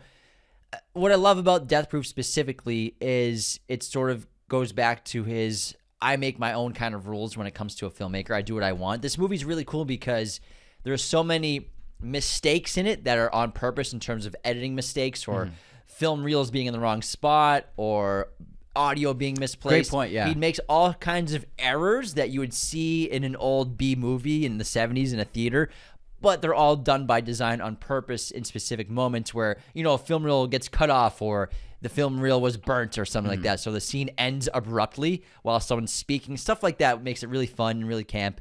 And I think Tarantino just probably had so much effing fun making this movie. Awesome driving scenes, awesome driving stunts, and Kurt Russell's just so goddamn cool. I want nachos every time I think about this movie. And Zoe, we should get some nachos. Yeah, but Zoe Bell, Rosario Dawson, and Mary as Elizabeth well Winstead, as everyone's great in this movie. Sydney Tamalia Portier, really, really great cast of actresses that just kill it in this movie. Really fun, awesome references to past movies. But yeah, man, I freaking love Death Proof so much. Death Proof is awesome. All right, next up at number 13. Why would you park in the staff parking lot? I mean, you're not staff. I know that, Vogel. Superbad at number 13, which was also our number one pick for best comedy of the 2000s. Yeah. It's a perfect movie. It's the best teen comedy, I think, full stop. It's the best one. It's insanely funny, vulgar. It captured contemporary teenage boys so perfectly. The characters are so memorable. The hijinks, the ridiculous situations, this odyssey of an adventure the three of them get on. It's wonderful. It's so quotable. We fucking love this movie. We quoted it all the time. It's endlessly rewatchable. It still holds up. It's still funny. And even if you're offended by it, I mean, it's funny. I'm sorry if you're getting offended by Superbad. Yeah, just, it's guys, funny. Just it's not real. It's a movie. Yeah, it's a great time, man. I love Superbad. Let's laugh. Let's talk about a really cool movie though from David Cronenberg, Eastern Promises. Oh yeah, sick film starring Viggo Mortensen, Naomi Watts, and Vincent Cassel. Now Viggo plays a sort of fixer and henchman for this Russian mafia, where Vincent Cassel plays the son of the lead of it, and Naomi Watts plays a woman who accidentally sort of gets mixed up with them as well. And I don't really want to spoil what's going on in this film because I think that unless the synopsis spoils it itself, it does not. It's about the investigation of a woman who passed away in the opening of the movie. Yeah. And Naomi Watts is trying to figure out who she is. She's a doctor? She's a nurse. She's a nurse, right. And by the way, Naomi Watts' British accent is phenomenal. Yeah. Phenomenal. Yeah, she has evidence against the family, and the family's trying to figure out what's the best method to go about keeping her quiet in a lot of ways. Yeah. But great twists in this movie. Viggo is an absolute badass in this movie. So good. So freaking awesome, because at the time, everyone knew him as Aragorn so well. And then he does a 180 and plays a Russian mobster in this movie, just tatted out, hardcore, brutal guy. It's really cool. Yeah, they had a couple of great films together, this and A History of Violence, and this is one of Cronenberg's best movies. And it's so well directed. It's a shame this movie didn't get much Oscar love because it deserved it, and Viggo was nominated, and it could be his best performance. He's stellar. Yeah. He's really great. He's so magnetic. All right, next up at number 11, a big Oscar favorite in Darling, with a ton of nominations, was Tony Gilroy's Michael Clayton, starring George Clooney and Tilda Swinton. And Tilda Swinton plays an executive at an insurance company that's doing some shady shit. And George Clooney plays a fixer who gets himself mixed up into this corrupt situation, and making the wrong move, Tilda Swinton tries to get him killed. However, he's the wrong guy you try to get killed because he's the fixer. I'm the guy you hire. I'm not the guy you kill. Yeah. They both deliver possibly career best performances, and it's a great screenplay. A fantastic, very smart thriller. Really well done and well executed. Gilroy's best work. Cool movie. Number 10, baby.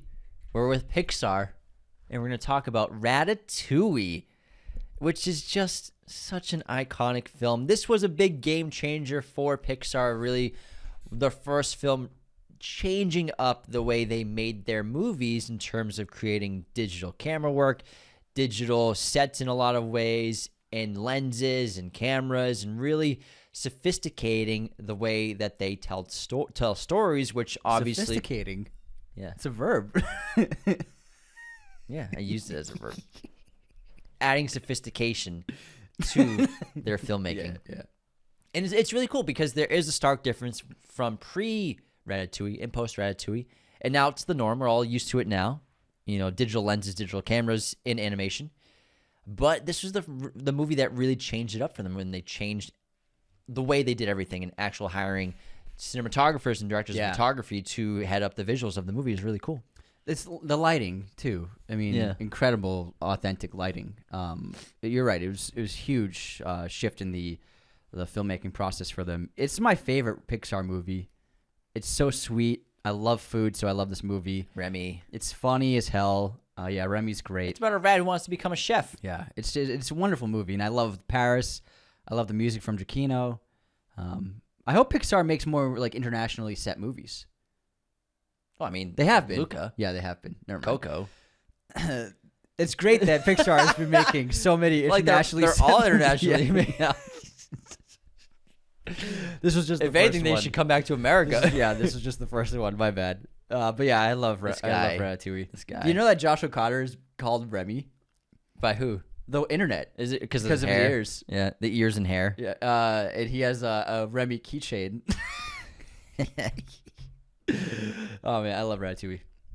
All right, next up at number 9, Edgar Wright came out with one of the best spoof action comedies ever with Hot Fuzz, starring Simon Pegg and Nick Frost, and a great cast of English actors.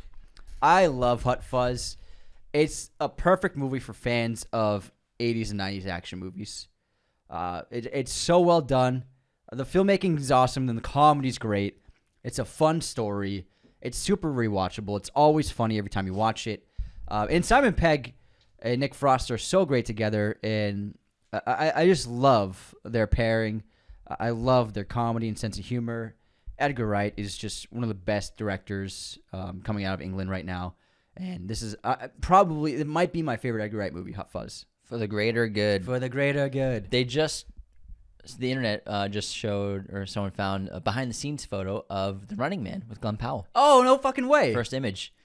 Ooh. Yeah. I'll have to look it up later. Mm-hmm. Traffic collision. What happened? Traffic collision. Paddy Considine's so funny in this movie. He's fucking great. He's great. I mean, Simon Pegg's amazing. It might be Simon Pegg's best performance, honestly. I would say, yeah, he's great.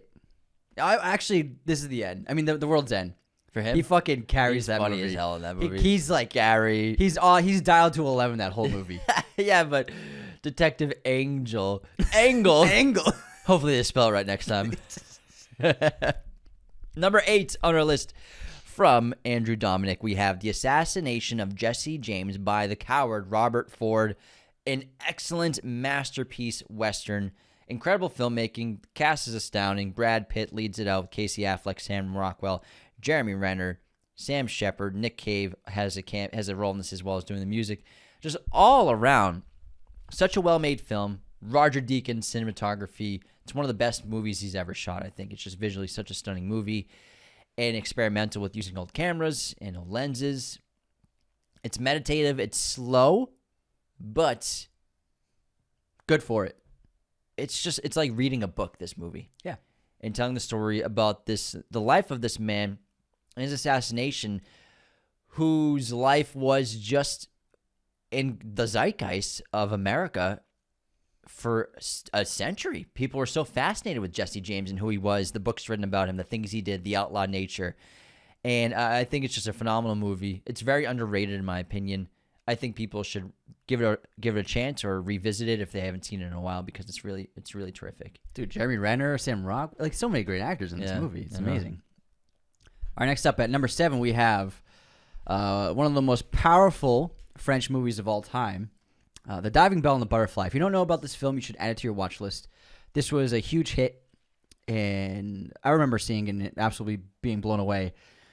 It's Matthew Amalric plays the lead, and he's a man who suffers a accident which paralyzes him. This movie's told in flashbacks and in present day.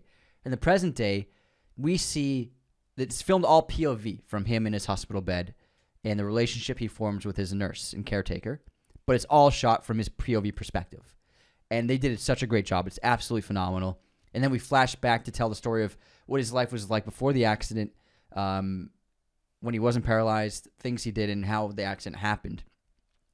And when he's paralyzed, at first he doesn't want to live. He can't do this anymore. He just wants to die. And his nurse slowly helps him realize that life's still worth living. It's a really beautiful film. It's so powerful. If you have not seen this movie, add it to your watch list because it's absolutely remarkable. Let's talk about one of the best action movies ever made. You're goddamn right it is! The Bourne Ultimatum, the third film in the franchise. All right. Ric Flair's excited over there. The Bourne Ultimatum's a phenomenal film. This is a rare trilogy where every movie's great, and arguably each movie gets better and better in the trilogy before, obviously, they ruined the Bourne franchise. They didn't ruin it. It's just not great. They're not great. Yeah. But The Bourne Ultimatum is an incredible conclusion to a character and a story that really took over the 2000s in the spy espionage genre. And obviously, superheroes were getting big and popular, but Jason Bourne became the new James Bond. Yeah. Matt Damon is amazing, but The Bourne Ultimatum is phenomenal. The music's great from John Powell in all three movies, but he really dials it up here.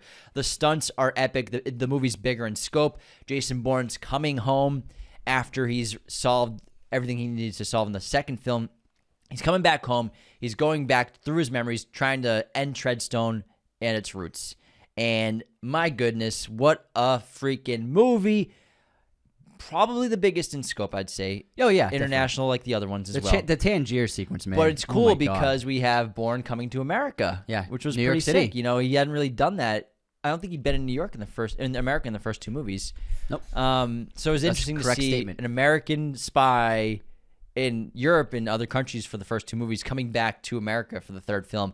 Great conclusion, great mystery, corruption, everything you need in a movie, and awesome fucking stunts as well. The stunt work in this movie is fantastic. Yeah. David Leitch, the director, did a bunch of the stunts in this movie, like that window jump across the buildings. Yeah. It's a perfect action movie. It really is, and it was a huge hit. And, I mean, for those of you who didn't grow up with the Bourne movies, like, they were the John Wick movies and the Mission Impossible movies of our youth. They're like, better than Mission Impossible at the time. And Bourne, it changed Bond. It changed Mission Impossible. A lot of action movies, like the spy action espionage, became a fucking genre because of the Bourne movies. And you saw so many movies doing what Bourne did. And it really was so influential in Hollywood and in Hollywood action. And this was just such an incredible, like, all of the films are so good, but Bourne Ultimatum, like, holy shit, it's so fucking perfect. And man, I hope that Edward Berger pulls off a great fifth film and it happens because there's so much potential in a great Bourne movie like this film, and I hope we get to see one last final hurrah with Matt. I think so too. Because once they'll make it, it's a big IP. They'll do it again, but let's just get one more great one with Matt because he's just perfect. And then reboot it. That's fine. Whatever. Yeah, it's a book series. Like I don't care. Like whatever. It's not Indiana Jones. There's like 15 Bourne books. It's totally fine. It's a long-running franchise, but like I'd love to see them pull it off. Just no super agents. I don't want this fucking serum Legacy. bullshit. Bourne Legacy was such a miss. Fuck that, man. Super agents takes everything away from Jason Bourne. So dumb. So dumb. All right, at number 5. We're in the top 5. This is heavy hitters, baby. Let's go. We have Joe Wright's Atonement, which is an absolutely earth-shattering drama and tragedy starring Keira Knightley and James McAvoy, as well as a bunch of great other British actors like Benedict Cumberbatch, Juno Temple. This is a huge breakout for Saoirse Ronan, who was nominated for an Oscar when she was like 12 or 13 for this movie, and discovered by Joe Wright, and they made Hannah after this. But Atonement is unbelievable. It's such great filmmaking. The cinematography, the music from Dario Marianelli, the production, the costuming. I mean, the green dress Keira Knightley wears, I think, is just an all-time dress in the history of cinema. It's like right up there with a couple of the Audrey dresses. It's just phenomenal, and it's so well acted. James McAvoy showing the world that he had this stuff to compete with someone who was on top of the world like Keira Knightley. And it's just a fantastic movie, horribly tragic, beautiful, romantic, sexy. It hits all the beats that I love in a period drama. Well said. Thank you. Number 4, we have the Romanian film 4 months, 3 weeks, 2 days. The Cannes winner of the Palme d'Or back in 2007, 2008. And this is about a Romanian college student who becomes pregnant in a country where abortion is illegal and punishable by death. I'm not sure death, but extreme persecution for sure. And seeks, obviously, illegal, shady underground methods to find an abortion with the help of her friend. But obviously, this puts her in incredibly dangerous, tense, and extreme situations. Yeah. And it's a powerful, powerful film. Yeah, it's one of the best films of the century, and it's so incredible. I think it's a must watch for anyone who's interested in cinema. You got to watch 4 months, 3 weeks, 2 days. I remember you showed me it with Netflix rental DVD. Netflix by mail. In Anthony's Movie Dungeon. Back on Barton Street in Waltham, Massachusetts, our old apartment. Oh, this is great times, man. Great times. 18-year-old cinephile Anthony. He painted the windows black in the basement and just watched movies all day. I would draw the curtains. Yes, it had to be blacked out. And then we'd play Guitar Hero. Guitar Hero and Criterion. What a time. All right, number 3, we have David Fincher's Zodiac, which has attained cult status since its lukewarm reception when it came out, and is without a doubt one of the best investigative films of all time, one of the best serial killer films of all time. David Fincher captured the world of San Francisco during the period of the Zodiac's torment of a couple of decades so expertly. It's so engaging. Great performances from Jake Gyllenhaal as a lead and Robert Downey Jr. as well as an excellent ensemble cast, also Mark Ruffalo. This is a pitch-perfect drama. Everything about it, from the filmmaking to the screenplay by David Zalian, I think, did this screenplay. It's just a phenomenal piece of work. Inspired a lot of the films that you love that came out after this. It's just a monumental achievement from Fincher and one of the best films of the year. Moving on to one of the best movies. We're in the top 2. Century. The top 2 of this. These 2 movies are all-time films. Yes. Number 2 for us, though, from the Coen brothers, we have No Country for Old Men. Absolutely phenomenal piece of filmmaking. A masterpiece in cinema, in westerns, starring Javier Bardem, Tommy Lee Jones, Josh Brolin, Woody Harrelson. Incredible, incredible cast. Kelly MacDonald. Based on the novel of the same name from Cormac McCarthy. It's No Country. Y'all know how good this movie is. It's phenomenal. Its themes are rich with greed and guilt, and also just an all-time villain performance from Javier Bardem as Anton Chigurh. Yeah. Have we done a solo episode on this? We have.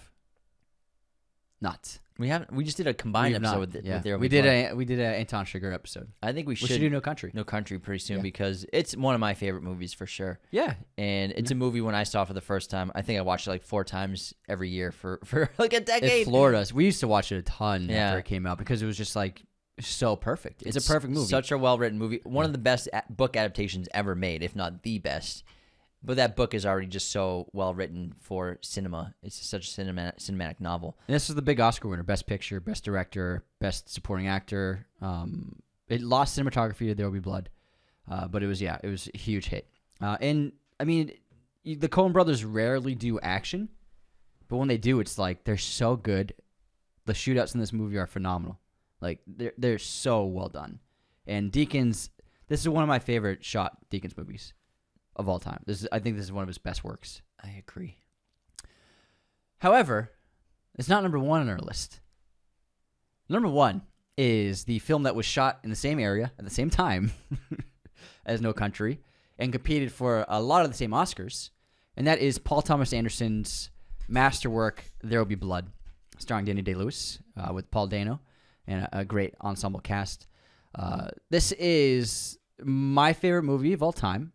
And it's, in my opinion, the best film of the century, and probably I think it's top 10 all time of all movies ever made in cinema. It's just a powerful exploration of a character, of capitalism, of the birth of the 21st century, and the discovery of oil. And There Will Be Blood is such a sensational piece of filmmaking and acting.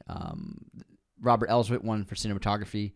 A really game-changing score from Johnny Greenwood, doing something totally different that we'd ever seen in contemporary film scoring.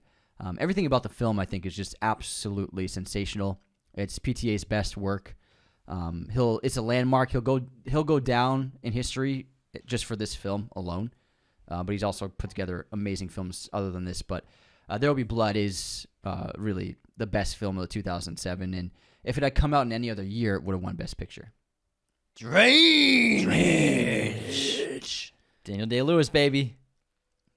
What a picture. Thanks, James. Yeah, you said everything that needed to be said about There Will Be Blood, man. Yeah, let you go off, King. Things happen. Things happen.